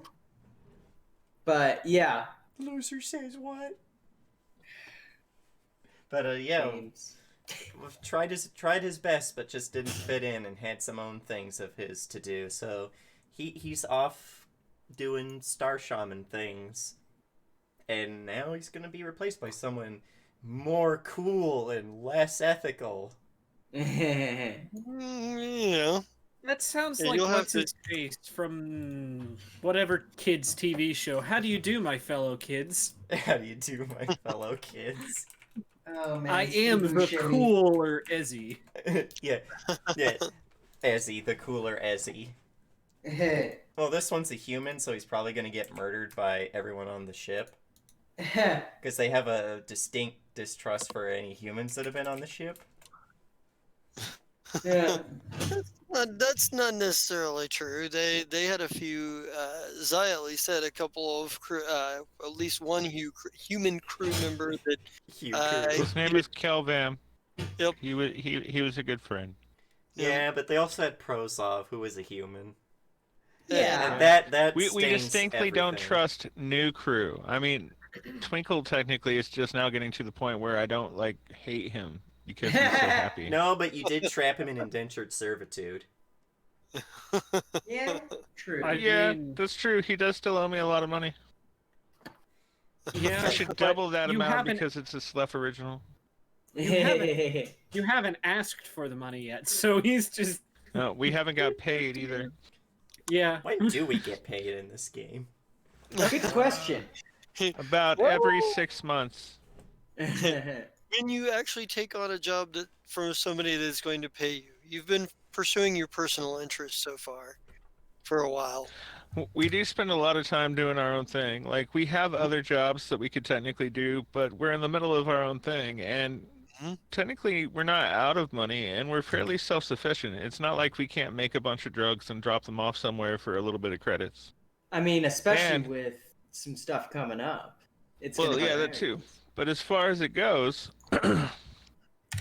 We can make drugs, we can make guns, we can make medicine. I mean, if it can be made, I can follow a recipe, and if I can't, someone on the crew can. Mm. Mm-hmm. Right on. Well, let's I mean, talk. that is one of the things that makes the Fire Shrike crew is everyone knows how to do at least two different things fairly well. And Mm. because there's so many of us, we have learned to work the line and take like a third of the time to do that. If you need 100 guns made in 4 hours, we can do it, but everyone has to be there. So let's take a second to talk about. Let's take a second to talk about the newest member at the moment, Twinkle. Tell us I about love Twinkle. who's Twinkle. What Twinkle is a isekai operative. Let's hear a little bit about who he is and what he's doing here, what his journey is like so far. I think to understand what the hell he's doing here, you have to understand the series of failures in the past that has gotten him to this point. The youngest. Go on. So he's the youngest of a family of 12. He had, 9 older brothers and sisters. Small. He was the runt of the litter, the smallest of the whole bunch and the weakest, for that matter. And so he decided at the ripe old age of, he's 12 now, so that would be the ripe old age of like 9.5, he was going to go prove to the world that he was worth something. Since then, he's gotten into, from bad trouble to holy shit, how could you screw up this badly trouble? By, more or less just barely getting out of one clusterfuck with corporations to another, and wound up on. It's been so long I've forgotten his name. I've got my notes here. But that guy's ship. Arturo Aramal the Third. Okay, yes. Yes, Arturo's ship. And my notes are not working. That makes me sad. My notes are not working. Oh well. Oh wait, hold on. There's my notes list. Because yes. From there he met, let's see. So he ended up on Arturo's ship as a stowaway and quickly bluffed his way into an internship with him somehow. And decided, okay, I'm in, BFE with nobody I know here. I have cousins on every frickin' world from here to the Pact worlds, but no people here. And so he finds Chorus, with a leader of a group of refugees, actually, who's more or less able to finagle him a ship off world. Little did he know that ship off world had strings attached. Strings called working for for the most infamous group of terrorists this side of, the the side of galaxy, Backworld, more or yeah. less. And nothing's. Oh, by that, let's see. Nope, that's not. I'm trying to figure. Waltus was the asshole secretary's name, Yep. correct? Yep, Yeah. he was the personal assistant. Yep. He's the guy that didn't like me, but could never get the stones to say something. He just couldn't get he couldn't get the proof he needed to prove you were a fraud. That is more the case. He said something all the time. He just didn't have anything to prove it with. That's right. Yes. So it wasn't pretty, but it got the job done. From there, I ended up getting off world. And that's where he met, I think Ashira first. Yep, Ashira and Qualu. That was the ship that was the ship you managed to get on board. These are the first people you met on the Fire Shrike, Ashira and Qualu. To which was, you can be a part of our crew, but you got to sit on my shoulder or something to that effect. Yeah, I wanted it to be my little pet. That worked for about, a day until I figured 2 you'd seconds. forgotten about it. Mm-hmm. She hasn't. She hasn't. No, she hasn't. But she hasn't bugged Twinkle about it either. So No, I've become. we think I think we're even. Let's see what else. From there, yeah, I mean, learning not only the ropes, like he's like, I'm on a ship full of the meanest, roughest terrorists in the entire world. Mom would be so proud. Okay, dude, wait, what do I actually do on this ship again? Being given a Science purpose. officer? Well, Yeah. I think technically they have you assigned to the intelligence, to the Fire Strike's intelligence team. So, but other than that, I don't. In ship combat, you could potentially run a computer console or engineering because I think you've got those skills. Right, but I mean, especially in the beginning, he had no clue what he was supposed to Yeah. be doing. It was essentially meeting the captain who said, "Don't fuck up." Yeah. More or less, he said, "Don't fuck up," and then meeting, well, the Black Rat. Mhm. Yeah. How, I feel like I'm saying the Black Spot when I say that name. Or all of that, but so getting to know people, finding fast friends in Ezzy, and then eventually warming up to Slef, realizing that he's not maliciously evil. He's just passingly, chaotically destructive. He's just Yeah. passively evil. Yeah, no, he's not intentionally malicious. He just really doesn't care at Right. all. It's like, you know what they say, a gun is, to, dear sender, or, to who reads this, Yeah. Slef is more like a Moab. It's To to whom this who it may may be concern. concerned, Yeah, more yeah, or less, yeah. you know. So learning that is kind of getting into it, just Mhm. kind of getting to know the people and actually kind of gaining respect. I mean, and then the shenanigans with collecting signatures Mhm. because fanboy Mhm. all the time fanboy. Well, the collection will never be complete because, as was pointed out to me so delicately by the captain, never did get his signature. Whose? 200 credits. Oh shit. Well, So, but now that Now, he's kind of getting settled in. What's that? Twinkle, I'm sure that there are hundreds of pieces of paper around the ship that have my signature on it. So I'm pretty sure if you just look, you could find one. Okay, but that's like saying I have I have Reggie Jackson's signature on the back of an envelope versus I've got Reggie Jackson's signature on a piece of his uniform. Okay. Yeah, that's It's true. not the same. Well, when you say uniform, yeah, I was still. What was I going to sign? Come on. It's still It my had sentimental signature. value. Someone will buy it. It had sentimental value. It was in one of his cheek pouches. Okay. Oh yeah, 200 credits. Yeah, yeah. To To which I said, I put it on. appreciate you, Twinkle. But yeah, now suddenly, all right, the crew's different. Like people died. He's yeah, the never crew's very different. two things up to this point Twinkle had never done. He had never killed anyone, and no one had ever died that he knew. Yeah, that's a good way. Nobody died that we know. But yeah, so now he's kind of like, this is real, and life is real. Mhm. So as he's moving forward, I mean, he's probably gonna. That's probably gonna take into account in his character a little bit more.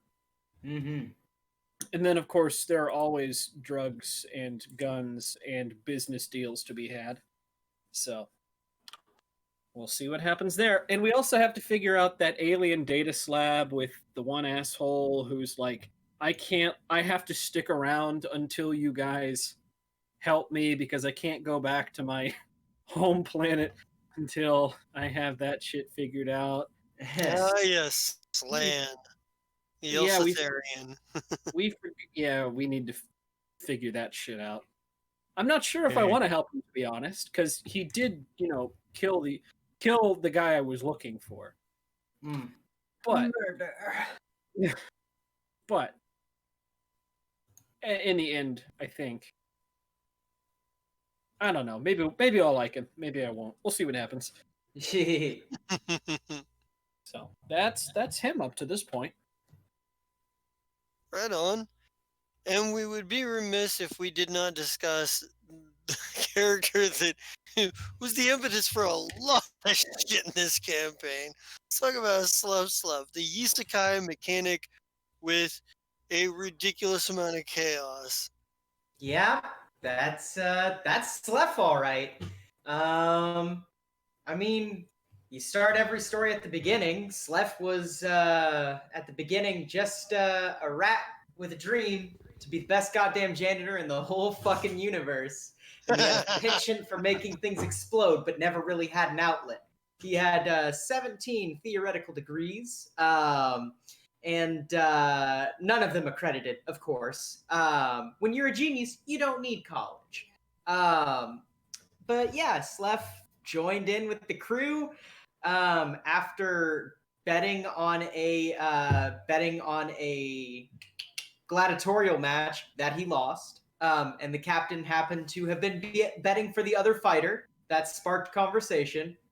But yeah, he got on, and Sleph went through some hells of smarks, a lot of them. He was an alcoholic for a while, and then he like mellowed out, but then he started doing drugs again, like a recidivist does. There was like a fern that he blew up at one point. Oh god. I think a secretary was involved too. I mean, who knows? It just kind of went downhill from there. Fired grenades into the Holovit Awards. Killed his only arch nemesis, which was that one flying rat from the Holovit Awards. So mark one for Sleph. Lit things on fire, blew shit up, set off a thermonuclear detonating device whenever a blood accretionist ship landed on top of a pad. He was just far enough to see and not get his skin burned off. Got really bad radiation poisoning at one point. Had a hidden beer hole in his body. And it was refrigerated as well. Created tunnels across all of the ships. Secret tunnels across all the ships. Incredible mechanic. The only wish that he would probably have, other than the distribution of his intellectual and physical property, is that everyone still follows the fucking tech lab rules that he set and the maintenance schedules that he set.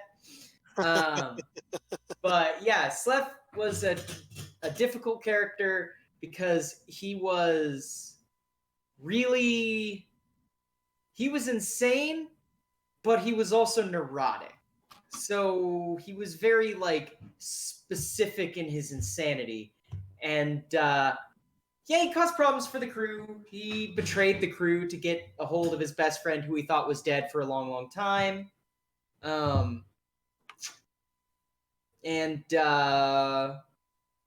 lobbed a lot of grenades at Nahir. Yeah, lobbed a lot of grenades. Bucket a few too many times. Amy wants to know about the hidden beer hole.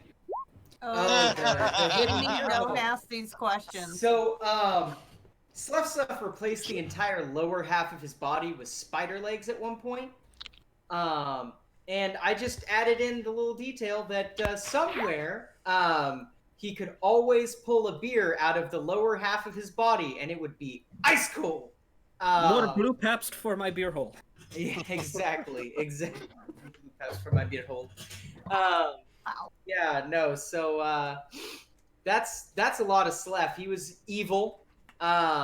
More evil by the fact that he was very utilitarianist. So but he could go off on tantrums as well. But his entire thing was he just didn't think about I just wish that he had once quoted Charles Dickens, and in his voice said, "If they're going to die, then they might as well do it and decrease the surplus population." Would you like me to say that in Sleph's voice? Yes. Listen, okay, if they're gonna die, they might as well do it and decrease the surplus population. Could you maybe give a little more detail on Bucket because they're wanting to know? Fire Shrike yeah, does the Bucket. Christmas Carol.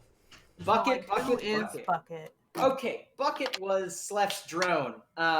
Bucket started off as a voiceless drone that Sleph would just have go around him, but by the end, Sleph programmed Bucket to help him deal with his extreme emotional mood swings because Sleph actually decided that maybe being a loose cannon wasn't good for the Fire Shrike. That's also what influenced him to sacrifice himself. You know. Now Bucket is following around Nurks, saying calming things while she grieves. And yeah, that's Bucket was my drone. He shot grenades. He looked like a mop bucket. By the way, Sleph's uniform was a janitorial uniform in the beginning of the game. He had the blue cap and the, I mocked up a Photoshop of it wherever Sleph's character sheet is. Hold on. Give me a second. Wherever that's at. There he is. Okay, There. so this is... There's our version of the Fire Shrike does Christmas Carol. Oh, yeah? Let's see. Hold on. Okay, James, zoom in on this. You're gonna want to get his good side. But yeah, that's Sleph. I made him myself. I was there when it happened. Yeah, it was a good time. Yeah, Yep. Sleph kind of went overboard with the augmentations. He had pretty much every slot of his body he could have augmented. And the thing about it is, in this system, all mechanics get a drone. They get a drone, and no one else, not even another mechanic, can really hack them, repair them, do shit with them. They only really work for the mechanic in question, and they power up, they level up with the mechanic. So Bucket didn't get destroyed all the time because Bucket wasn't really good at what he did. He was a combat drone. More to the point that Sleph just sent him off by himself with very little real direction other than blow shit up. Listen. Did other shit. Bucket was always intended as a distraction, okay? Yep. Bucket was utility. Like, fucking, my entire thing was, I want to divert attention, and what's a better way to divert attention than something firing machine guns or grenades at you? You know? Gesundheit.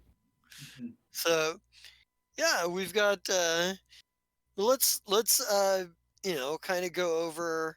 So, what are some of some of everybody's favorite memories out of season 3? Like favorite bits, things that happened that were either like really intense, great emotional points for the story, or funny shit that happened that that happen in combat or just around the ship, or so why don't we start with Sleph? Like, what was probably your favorite moment out of season 3?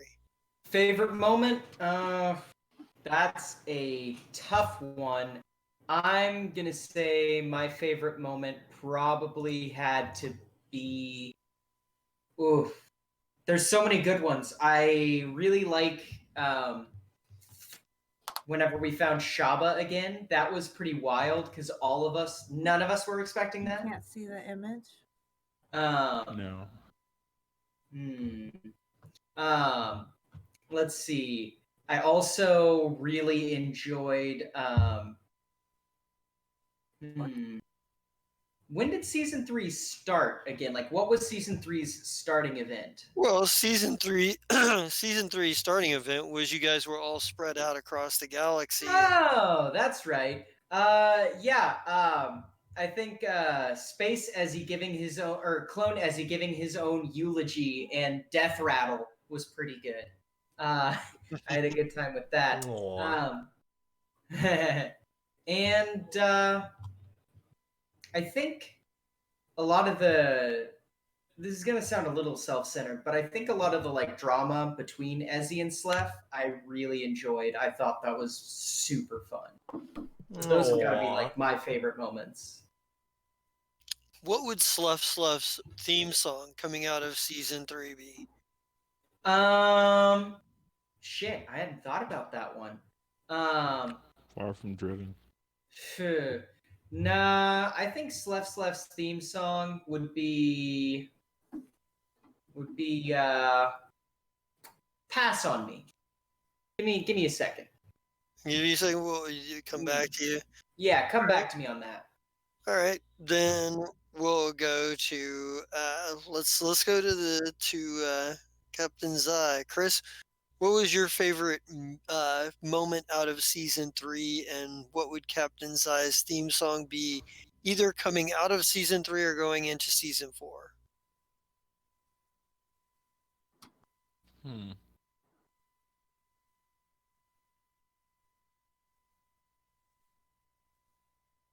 I really don't know, man. As far as it goes, I loved all of it. Even the parts where things didn't go our way. On the days like, as like players, we have this like horrible day where everyone will just roll crap. And then when we're not doing anything special, we roll great. Like, oh, I got a 35 on that. Natural ones, bro. Yeah. And even at those moments, like, even like when we lost Nahir, it wasn't we lost Nahir because he wasn't good enough. It's just he couldn't roll for crap that day. Yeah, true. Yeah. We live and die by the D20. By the way, Amy has a good suggestion for Slef's theme song, which is Judas Priest's Breaking the Law.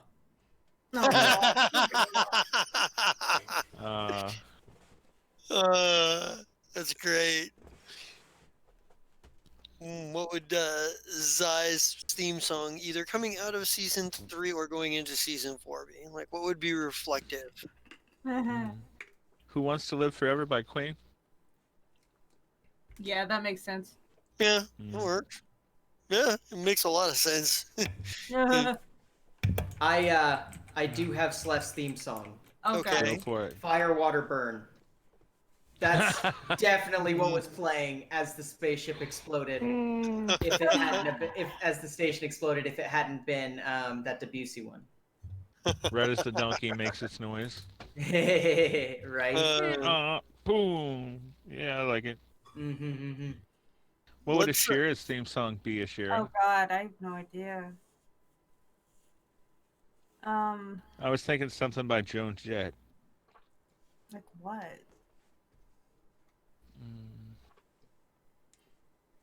Hey. Bad Reputation. Of course he was there. Toxic. Ooh, nice. Ooh. Did you just give me a Britney style? Go away. Hey, away. don't get mad You at go to Britney. your room and you think about what you Britney did. is rad Hey. as hell. I will Hey. die on this hill. Hold on. Don't hold be on. mad at me. It's This Britney, is, bitch. No. See, hold on. It We're depends. holding on. It depends, because there are metal versions of those songs that sound pretty good. Decent. gotta be metal. Can't just be the girl pop that it was. Attitude Era 90s doesn't matter. Yo, motherfuckers, don't give Britney respect. Seriously. Just grow up. It's Britney, bitch. I can't. Uh, I can't. wow. The age gap. I don't know, man. I think, as Michael Scott would say, the only appropriate way to end this would be Hey, hug maybe it it's I out. suck at Call of Duty. I don't know. Hug it I out, suck at bitch. Duty. One of these days, me and Mike are gonna be the old people talking What to would- kids about, it's Britney, bitch. Just listen to it. It's your culture. The No. what would you say your favorite moment out of season 3 would have been? Mine? Yeah. Ooh. Oh man, there was a lot.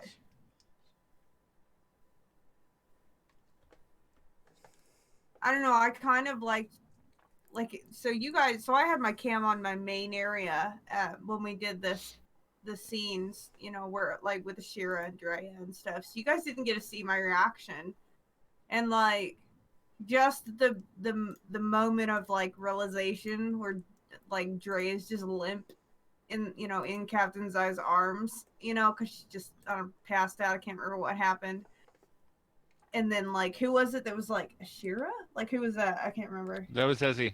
That was Ezzy. That was and I feel Ezzy coming out of the purple goo, looking straight at you and going, "I know who that is." I 100% got really emotional, and I teared up a bit at that part. Like I got really attached to that moment. And honestly, dear, your visualization for the death of Nahir made it all more real for us. Oh god, yeah, you guys got to see my reactions to Nahir dying. I was so sad. Yeah, I'm gonna So put was it I. First of all, I'm going to put it to you this way. Chris is very jaded as a player. You sold the moment to him. That's a hard sell.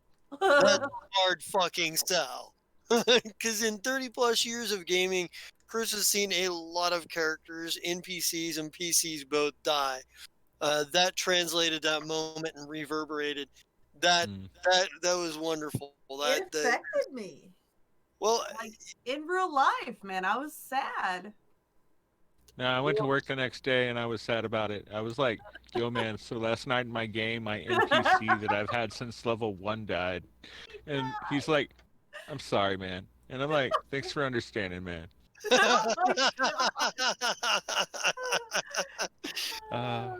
No, I'm gonna call that probably one of my favorite moments, because that actually sold the whole scene to everybody at the table, so to speak. So that was one of my favorite moments right there.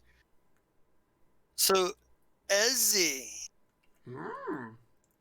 what would be your favorite moment out of season 3, and what would Ezzy's theme song be coming out of season 3? Well, coming out of season 3 because he's not in season 4. Yeah, I think his theme song would be "Way to Fall" by Star Sailor. One, that's a band name that's just perfect for him. Two, that's just also a really good song. Favorite? I mean, there's all of episode 99. I mean, fucking Slef's death scene was great. Nahir getting murked coming out of left field, that was when I was like, holy shit. Fucking, there's also when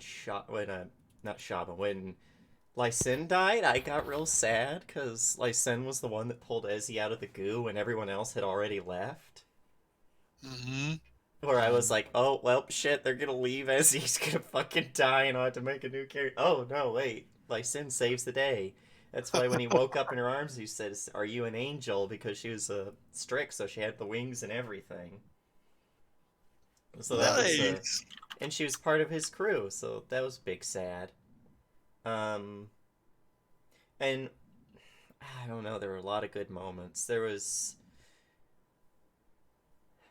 also when Ezzy and Slef had their like last little exchange when they were watching the new Fire Shrike getting put together, and they kind of had their little come to Jesus talk.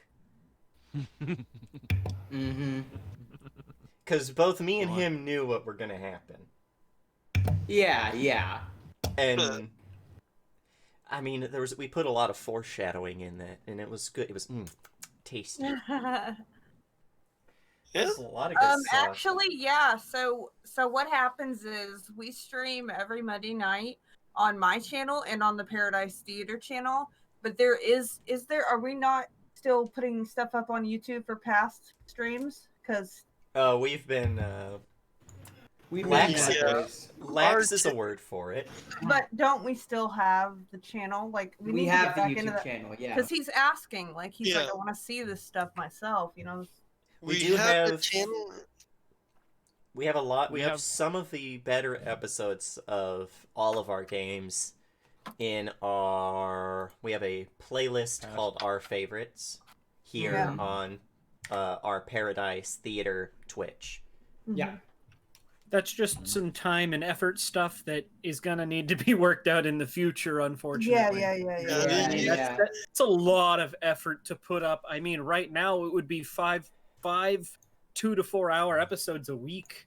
You know, unless we were going to do edits of just like the highlights, which means making up that time and effort instead of video processing and editing. You know, I mean, Yeah. it all culminates like last week, end of season 3, right? Hmm? Our 100th episode. Yeah. Insane. Oh yeah. Yeah, I think I put it in there. Yeah. Yeah, Ni- this is I, officially the longest campaign I've ever been If it's in. not, I'll put it in there. I would say if we don't Yeah, have episodes like 97 through 100 up and spotlighted, we should probably do that because Yeah. Yeah. That was a big deal. those Oh, yeah. that whole end sequence for like The big battle and everything. I've tried to Mhm. make season end like the season ending stuff like big, and knowing that we were coming up on 100, I really like worked really hard on that and worked really hard with you guys. Worked really hard on it too. I worked with all of you on this stuff. So what is the most recent video on the YouTube? Huh. Good YouTube, question. the most 93. probably no. I think the last I saw, the most recent video that had come up was still like, God, it was like 63, I think. Was I know we had season 2 retrospective. Well, yeah. The reason for this is we have always wanted to put this up on YouTube as a full format thing. It's a However- huge logistical struggle, though. Yeah, like we Season pretty 1 much need someone dedicated to be doing To do like that, yeah. that. And then Yeah, which is a well, big issue. And then Computer That's King just not makes what our everything technical easy. directors are doing. Yeah. Yeah. If we link our Twitch to our YouTube accounts, Twitch will export the VODs. No Oh. shit. I feel like Really? a fucking moron now. why haven't we No done this shit. like years ago? No. Hold on, hold on, okay. hold on. Okay. No. We've had this channel for 6 years, and we have not. Oh. We- All right, Uh, well, after Computer stream, King, you are my someone new can do that. Here's the thing. Computer King. The amount of I had s- to manually export them. The amount of stuff we've lost is equivalent to the Library of fucking Alexandria. Oh my Well- god, dude, so Are much you saying growth. it's, Hold listen, Are on. you saying it's auto? Like, because I never could get it. Like, I always had to physically go in and export each video to YouTube from my Twitch. The last Fire Shrike is episode 73. 73? I was off. Okay, that's not too bad. Yeah. That's not Was it- terrible. Was it like Ways and Means Parts 2 or something? Something like that, I bet. But yeah, most of us started this very super goddamn amateur, not knowing what the fuck we were doing. We don't have shit for season 1 left. I think I've got a Yeah. few episodes. I've got a few episodes from 1 and 2. The quality is bad. Needs editing and cleaning up.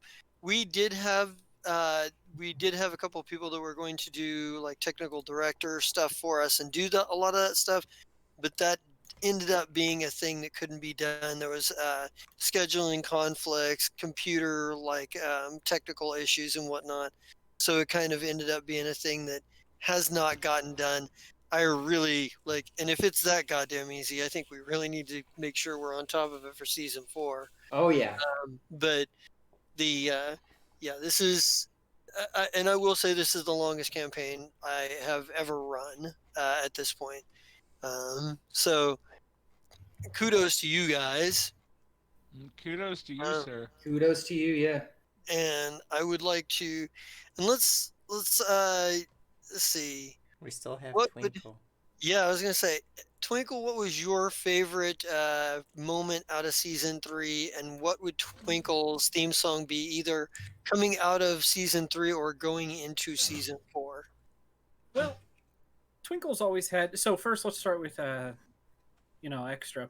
Well, probably if for me personally, favorite moments are either Twinkle's first solo mission for the group, because that ended in such a shit show. It was just, I mean, from successfully walking in to right under Waltus's nose, grabbing sensitive data and leaving, to well, fuck, someone's already here for the damn orc, and no, fuck, I'm just gonna let them do their shit, and oh, he came back. Damn it. Such a shit show. Or probably, I mean, our escape from the Death Star, more or less. Just because that was, such a dramatic tension, especially with Slef and all of that. Very sad, but also fitting. Don't look Yeah. at cool Yeah, guys. well- Don't look at explosions. Well, Cool there guys was love that. explosions. There was that part where Twinkle could clearly see the crazy eyes going on and the gears grinding in Ezzy's head as he's contemplating yeeting himself into space and planting a bomb on, on another Yeah. ship. That was quite the whoa. What If I the had fuck if I moment. had done that, I was going to expect you to, when I come back, say, for a brick, he flew pretty good. That moment was just kind of a holy shit. Mhm. You know, I will give two songs because there is one that plays in Twinkle's head while he's doing this shit, and then what's actually happening. Okay. So in Twinkle's head, he likes to imagine it as, Pink Panther, the Pink Panther theme. Mhm. He likes to think he's this cool, suave, super spy kind of guy. When in reality, it's more akin to, I would say, either the Scooby-Doo chase music or like the SpongeBob grass skirt chase music. Yeah. It's just everything around him has a way of just fucking up horribly. And it's not always his fault, but sometimes, what am I saying? It's usually his fault. Nice. Uh, Little additions here is like, what going into season 4, who do you think like the important relationships are going to be for each of your characters? Does anybody like have a moment like, because you've got all the NPCs, you've got the other PCs, and you've got some new characters coming in, and those of you bringing in new characters, no spoilers yet. Okay. But Yeah, Michael, Hey, that's me. I I still love you. I know you're anticipating. I know both you and James are anticipating like introducing your new characters, and I'm anticipating it too. But I've got really cool intros for both of them. So Okay. I think there's Tix Pit is going to be my new project on this season. develop your relationship with Tixpit, and for the audience out there, Tixpit is a humanoid centipede creature with no sense of personal bubble space. And I'm going to make that work to my advantage. Oh God. Extremely excited. He's a soldier, but he's extremely excited. Kind of a little bit naive in terms of he doesn't really know much about the greater, space Can around. we get a galaxy. monologue from Tixpit? Oh God. God. What Go what ahead, is James. what is this? A dagger I see before me? Oh God. Tixpit. Terrible. Woo! We get cool. So you try to make that a bit more of an important relationship. Cool. Tixpit's an awkward character, but that's great. I love that about him. Well, and technically, I need a new bodyguard, right? So. Yeah, well, Oof. true. That's a sad sentence that you just said, Chris. Big know. sad. Big sad. I know. I've been dealing with the loss in the here for a whole week without you guys. I know. Yeah, that's true. Yeah. Who do you think Twinkle? What relationships do you think are going to become important to Twinkle going forward? Oh my god. I mean, the two people he had managed to, make relationships with are, fucking gone. One decided to turn himself into the human, Sorry, Isekai. the isekai torpedo Yeah. and, throw himself into the void. The other one decided, I'm going to literally throw myself into the void. So he's feeling a little bit like Sokka right now. His girlfriend has just turned into the moon, and he doesn't know what to do with himself. For everyone who likes Avatar: Cyrus, The I Last just want you to know Airbender. that I love you a lot more after that. That Those makes of you me- know Don't be this, shaking but- your head, woman. Avatar: The Last Airbender is amazing. Amen. I was gonna say, Not the no, shitty sure. movie. Yeah, the That's- movie was shit. Yeah. The Oh, show was sure. amazing. Don't watch the We movie. do not talk about the shitty movie. We will not forgive M. Night Shyamalan. My But M. Night you can't Shyamalan? Avatar is amazing. my opinion anyway because I can't fucking stand DBZ. It's But- not DBZ, but we'll I'm- move on. We can No, talk I'm about just this later. saying that's what people. I bitch can hear about. the They're like, frustration in your voice, Chris. bro, it takes fucking 20 episodes to do one goddamn That's fight. not what Avatar We're not talking is. about. Yeah, I'm talking it's- about DBZ. That I Yeah. can't stand it. Get the shit over I with. hate Move DBZ on. too, Piccolo. Get but the we fuck love on. Avatar. All right. Until that all went crazy, I just wanted to Fucking let had you it know. rough. I just wanted you to know. That made me feel all warm and fuzzy inside. Cyrus, I know what happened to Zuko's mom, and we can move on now. Oh my god. Yeah. Let's not talk about that. But you know,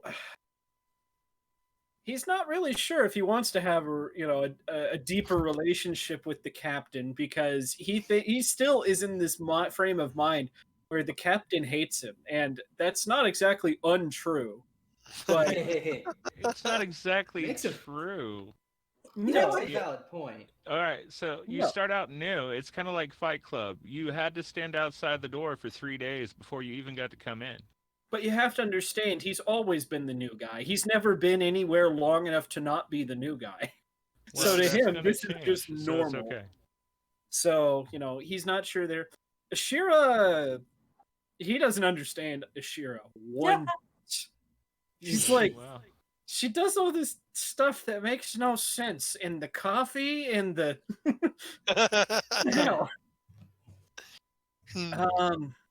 So he might just honestly try to build his contacts in the underworld, more or less. He's got plenty of cousins, but it also always makes sense to try and branch out, maybe find us some jobs. All right, cool. Yeah. And if that makes him seem a little bit distant, well, I mean, that's just shit people are going to have to get used to. Yeah. Right. Right It's not on. like we can't change the world. I found out that you could crash an economy with 500 gold really damn easily. Yeah, yeah, you Technically- can. Technically, you can crash an economy with no gold. You just have to change that 1 to a 0. The Ashira, what are the relationships that Ashira is going to find important moving forward? Ooh, that's a good question. I mean, obviously that the unbreakable, Nerks thing. I mean, Mm. if you take her, you'll literally rip Ashira's heart out. OTP. But as far as others, let's see. I don't know because here's the thing. So the people that she's become accustomed to be in her family are gone now. Some of them, yeah.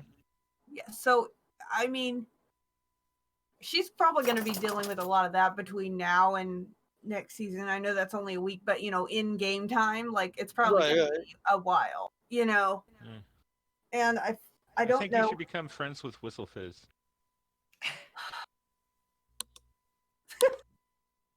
I Oh, feel so- like I'm really excited to see how she reacts to the new character. Mm. Right on. Yeah, that's true. You got new people coming on. Too. Yeah. Mm-hmm. There are going to be newer characters. Whistle Fizz being the gnome, not Oh. Scramjet the halfling. And I feel like she's gonna because like with Shaba, is Shaba coming next season? Yeah, Yeah, Shaba's gonna Shaba's be here with here. us. So I think it's not that they weren't close before, you know what I mean? But I feel like Right. she's gonna try to get a stronger bit of relationship there. Right I don't on. know, it's gonna If be she weird lost if her Shaba once, stays they wanna straight lose her edge. again, you know? Yeah, right? Yeah, if Shaba stays straight edge, she might decide she doesn't want to be on the Fire Shrike. Well, that's true too. But I Eh, don't know. it, right on. And I think I kind of want to throw a couple of things out there real quick. Mhm. First What of was all, your favorite moment of season 3 before we finish? Yeah. one, Yeah. I pretty much already stated that the death of Nahir because Yeah. and that was Oh. that was because everybody's reaction specifically. But if you're wanting a second favorite to go along with that, Mhm. Yes, I definitely. really think that I really think that a lot of the stuff that Ezzy did, like at the beginning of the season, the transition from clone Ezzy to regular Ezzy, uh, and especially like regular Ezzy sort of dealing with the backlash from all the shit that evil Ezzy did. A lot of that was really good material right there that I enjoyed. Sometimes it's Right. that more subtle stuff when somebody's like, "This is a thing I want to focus on and a thing I want to do." Try to give opportunities for that, and I really appreciated that, and I definitely really appreciate like and overall I appreciate like the dynamic that we have out there. For those of you watching, when I do GM, like all these big story elements come together. It's not like there's a Sean, the Jesta has this big wholesale idea and just dumps it on everybody. By no means. I spend quite a bit of time He talking evolves the to story with us. yeah, Mhm. I spend quite a bit of time talking to each of the players about like their characters and the direction they want to go, the kinds of stories they want to tell, the sorts of moments they have. And I think about that and I say, how do I take that and I meld that with what this other player wants and what meld that to the main story that's going on? How do I get all of that to come together? And I couldn't do it if I didn't have players who Right now. were brave enough to and just in that sort of mind frame of being like, this is what I want to talk about, this is the story I'm trying to tell, the idea of looking at this as an interactive story that we're all telling going forward, is especially using like a mechanical system, like a system that's very mechanical heavy, like a Starfinder, because anybody who's ever run any games or tried to do narrative with a game that's mechanically heavy, it's not the easiest thing to do because mechanical games tend to fight you on that to a And large bogged degree down. and bog down. So it, but playing within that medium, you have to know when to stay strict to the rules so that in order to keep the continuity of what's expected mechanically and be able to stretch with that and bend with that with the narrative. um, you know there's not a lot of people that are going to have a lot of patience to sit there through this kind of stuff. I have GM'd a lot of groups where I have tried to do similar things and it falls flat because the players just don't know what to do with it, or are not engaged or Maybe involved. they're not, not as in, you know what I mean? Like we're into it, like we're Yeah, committed. and They that's are pro. No, I'm just kidding. well, and that's what I'm talking about. The level of engagement is really Mm. important to me. Yeah, Uh, a lot of us are immersed in some of the lore. I mean, I know a lot about like the Kasathan backstory and all of that oh Mhm. yeah, because it helps it make it better when we actually do stuff in line. Like, no, I wouldn't do that, and this is why. Yeah. give you give guidelines and stuff. Mhm. Mhm. Um, Mm. I want to throw out there just a random thought here because it makes me laugh and because I've been discovering music that I had not previously heard. Um, the Shaba and Zykiss theme song for that, Electric Six, High Voltage. Shit. Mm. Oh my Lanta. Because If I think only Ryan was here to talk about the Shaba and Zai kiss. I know, right? That Right. would be awesome. Um, Nah, the best thing about that was, well, if you hadn't, I was going to. That was fucking great. that I was was gonna say, I'm curious to see what happens there from now on. right. That's Yeah. that's crazy.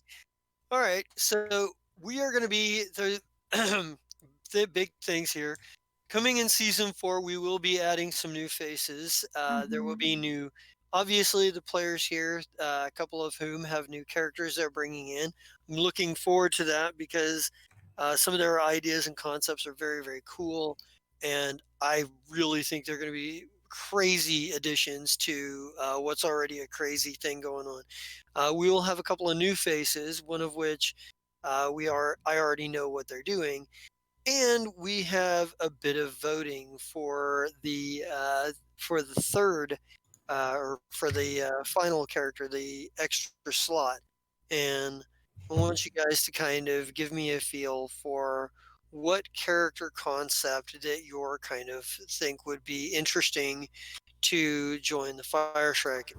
So the first concept is an Astrozoan who is a vanguard and an operative, I believe, and is sort of a being of 1,000 faces. So the kind of person who does a lot of like social skills and infiltration kind of stuff, but also vanguard aspect of it is James likes to call it the hit me daddy class. The harder you hit the vanguards, the harder you hit them, the harder they hit you back. They're masters of, sort of like entropy and kinetic forces in that way. So this would be a character that can shapeshift, can do a lot of social stuff, but can also take a hit and give back. And I believe they are a street rat. The next character concept is, let me see. Is it Aladdin? Oh, Hold on. I gotta go back. Street rat. Mongrel, scoundrel. So Jafar. There is also, or there is a Yisekai technomancer and grifter with a penchant for lying. With a penchant for half truths and dissembling, I'm sure. And let's see. And then we have a android envoy with the scholar theme, who, if I remember the backstory, comes from a enslaved background, an enslaved upbringing. So he's already got a friend in Qualu. I like it. So, and we haven't had an android for a while. No. True. Rick. You've never had you mean as a person player character, yeah. Yeah. Well, no, Rek is an SRO. Rek is an SRO. Technically, androids do have biological components to them, although they're like a hybrid of biological and mechanical, like Data from Star Trek would be considered. We are Borg. Yeah. But an SRO is more like Wally on steroids. Yeah, SROs are more like robots who have gained sentience. They're all mechanical. In like 3rd edition and Pathfinder, it's Warforged. They're a lot like that. Yeah. So you're looking at an android scholar envoy, with a history of being enslaved. You said Yisekai. A Yisekai technomancer and grifter. Lies a lot, right? Who's quite handy with the half truth. Their relationship with the truth is a passing one. Yeah, it's a fairly casual thing. And an Astrozoan who is in I believe that one day Ashira is going to leave us and have her own ship. There's just Yisekai on board in her. And, my Astrozoan and an Astrozoan street rat. What is she? Operative vanguard. So I like having the shield boy on board as far as it goes. Yeah, some meat on the front line could be nice. But we have quite a bit of meat right now. I don't necessarily want another Yisekai. I don't want to just replace Sleth. It's the same reason I didn't go to the bar and hire that Kasathan that bartends. That's true. Otherwise, I thought about it. I told Jester about it and everything. I'm like, I'm thinking about going to Bortz and trying to see if that bartender wants a job. And he's like, no. And I'm like, okay. Valid. But I don't know. I like the idea of a Vanguard because it's something we don't have. And as far as it goes, at this point, we're like, I don't have a complete skill set yet. What can we get that we don't already have? It's like collecting Pokemon cards. No. I think all the concepts except are they all really have good. souls. I would have to say immediately, I think all the concepts are really solid. What's an Astrozoan again? They're the shapeshifters. Yep, Oh, one of those? Well, they're I out of kind the of like packed that. worlds. They're out of Yeah. the packed worlds. So Well, I mean, that will be handy as far as them, like, hi, we're going to send you to drop off these 3 bounties because I can't go there and you can. Become someone else. Yeah, that's true. That would be very helpful, especially if they're being an operative. Right. It's kind of like I still wish we had Daniel. Mhm. Yeah, we didn't talk about Daniel either. We lost Daniel because of all this too. Because he Yeah. was too good of a person to stay with us because we're actually just bad guys pretending to be good guys. Yeah, that's Mm. that's fair. Didn't want to But yeah, correct poor dude. yeah. It's nice that we have a couple of people that we can be like, hey, I need you to go turn this guy in and I'll give you 10% of the bounty. Yeah.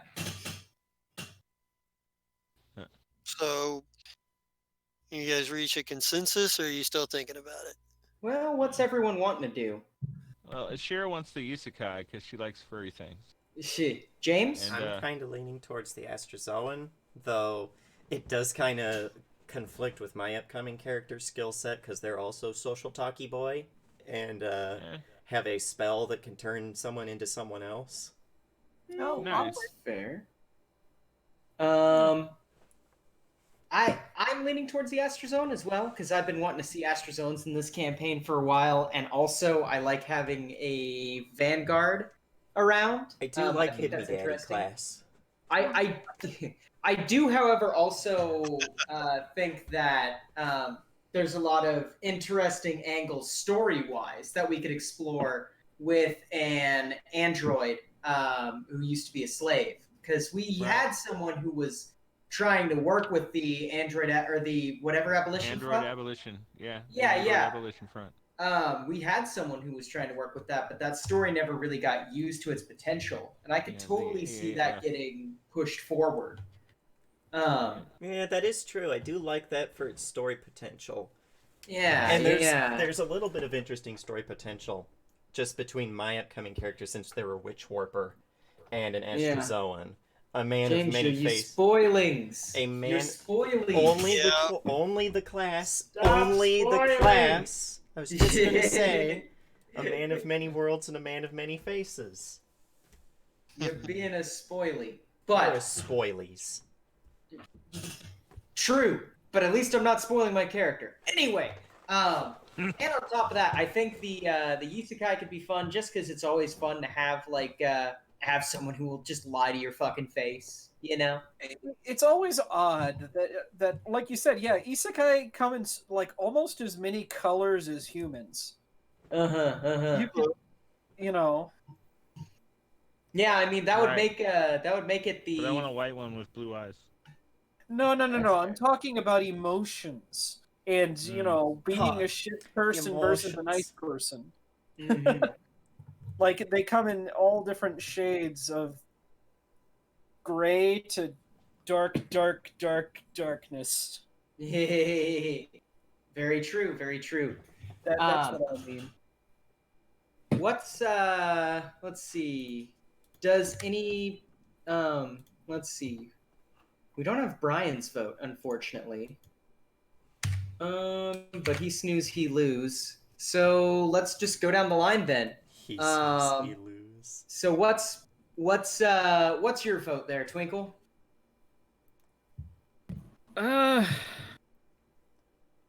Fuck it, the Meat Boy. All right. So you're talking about the Astrozoan? Yep. Yar. All right. James. Android. I want Robo Man. Okay. Ashira. I don't know.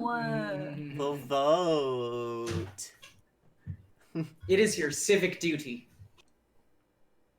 If you don't vote.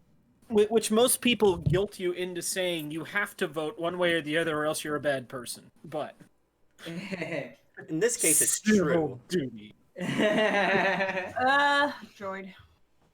Android. Okay. Captain. Did he just? Did we lose him? Oh, we should have brought Amy in I'm on trying. All right, Captain, there we go. what's your vote? As far as the NPC goes, Yeah, no, player the character. new player character. The new. Oh, sorry. The new player character goes. Mm-hmm. No, I like the Vanguard idea. I really do. Damn. By going last, my plan backfired, and now I do have to be the one who decides this shit. Ah! Sorry. Yeah, it was weird. I suddenly lost Discord and had to restart. Yeah. Oh, man.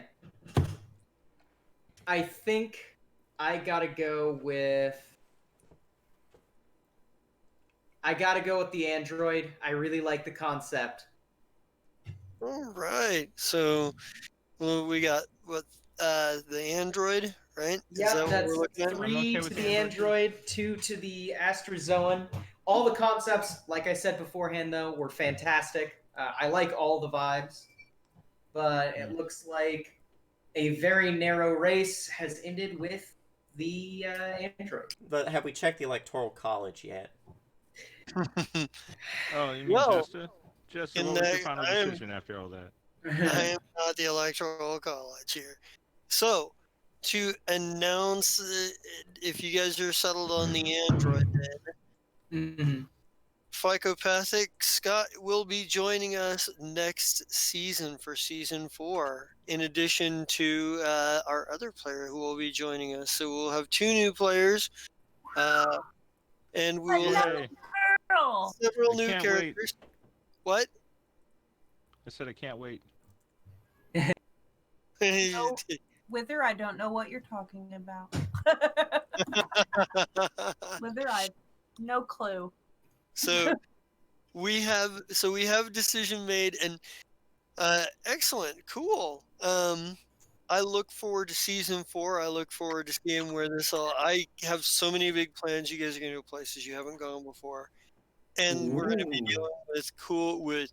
I've already got a few of the subplots worked out and some hooks into the main plot, and yeah. And I've got some really good ideas on how to bring in some of the newer characters, and some of the new NPCs, because you have a maximum capacity of 50 on the Blue Ember at this point, and a minimum complement of 20. So the Blue Ember, Jesus. yeah, the Blue Ember is a much larger ship now. The Fire Shrike still only needs 6 people on it, but the Blue Ember has to have at least 20 on it, and can hold up to 50. So Have we laid out who's on which ship? Not yet. Technically, I it's on think the we'll probably ships do at the that. moment. Oh, go ahead. Oh, I was just figuring that we would probably do that at the beginning of next we season. can definitely redo it at season beginning, but as far as Right. it goes, like everyone that was alive is still, or that's dead is still listed as crew members on one of the ships. right. Yeah. But right on. Well, I think that's probably it for tonight. It's always fun to do the retrospective, to go back and talk about like the various Memories. characters, and talk about like, well, it kind of crystallizes where we're going in the future, Yeah. what has happened, and serves the function as being a great jumping on point for people, or if they can cut through all of our crazy madness and figure out what we're talking about half the time. But I think we're going to go ahead and get off of here, and let's get an RIP season 3, and let's Yeah. take it home. Wait. We have to do Wait. one thing before that. What? My friend Purple Kodak sells Okay. t-shirts on tpublic.com. They are fantastic and amazing t-shirts. In fact, this commercial is too epic for me to finish. James, if you would. Epic, yes. Ethics, no. Yeah. Yay! All right, go ahead. R.I.P. Fern. R.I.P. season 3. Yes. R.I.P. R.I.P. season season season 3.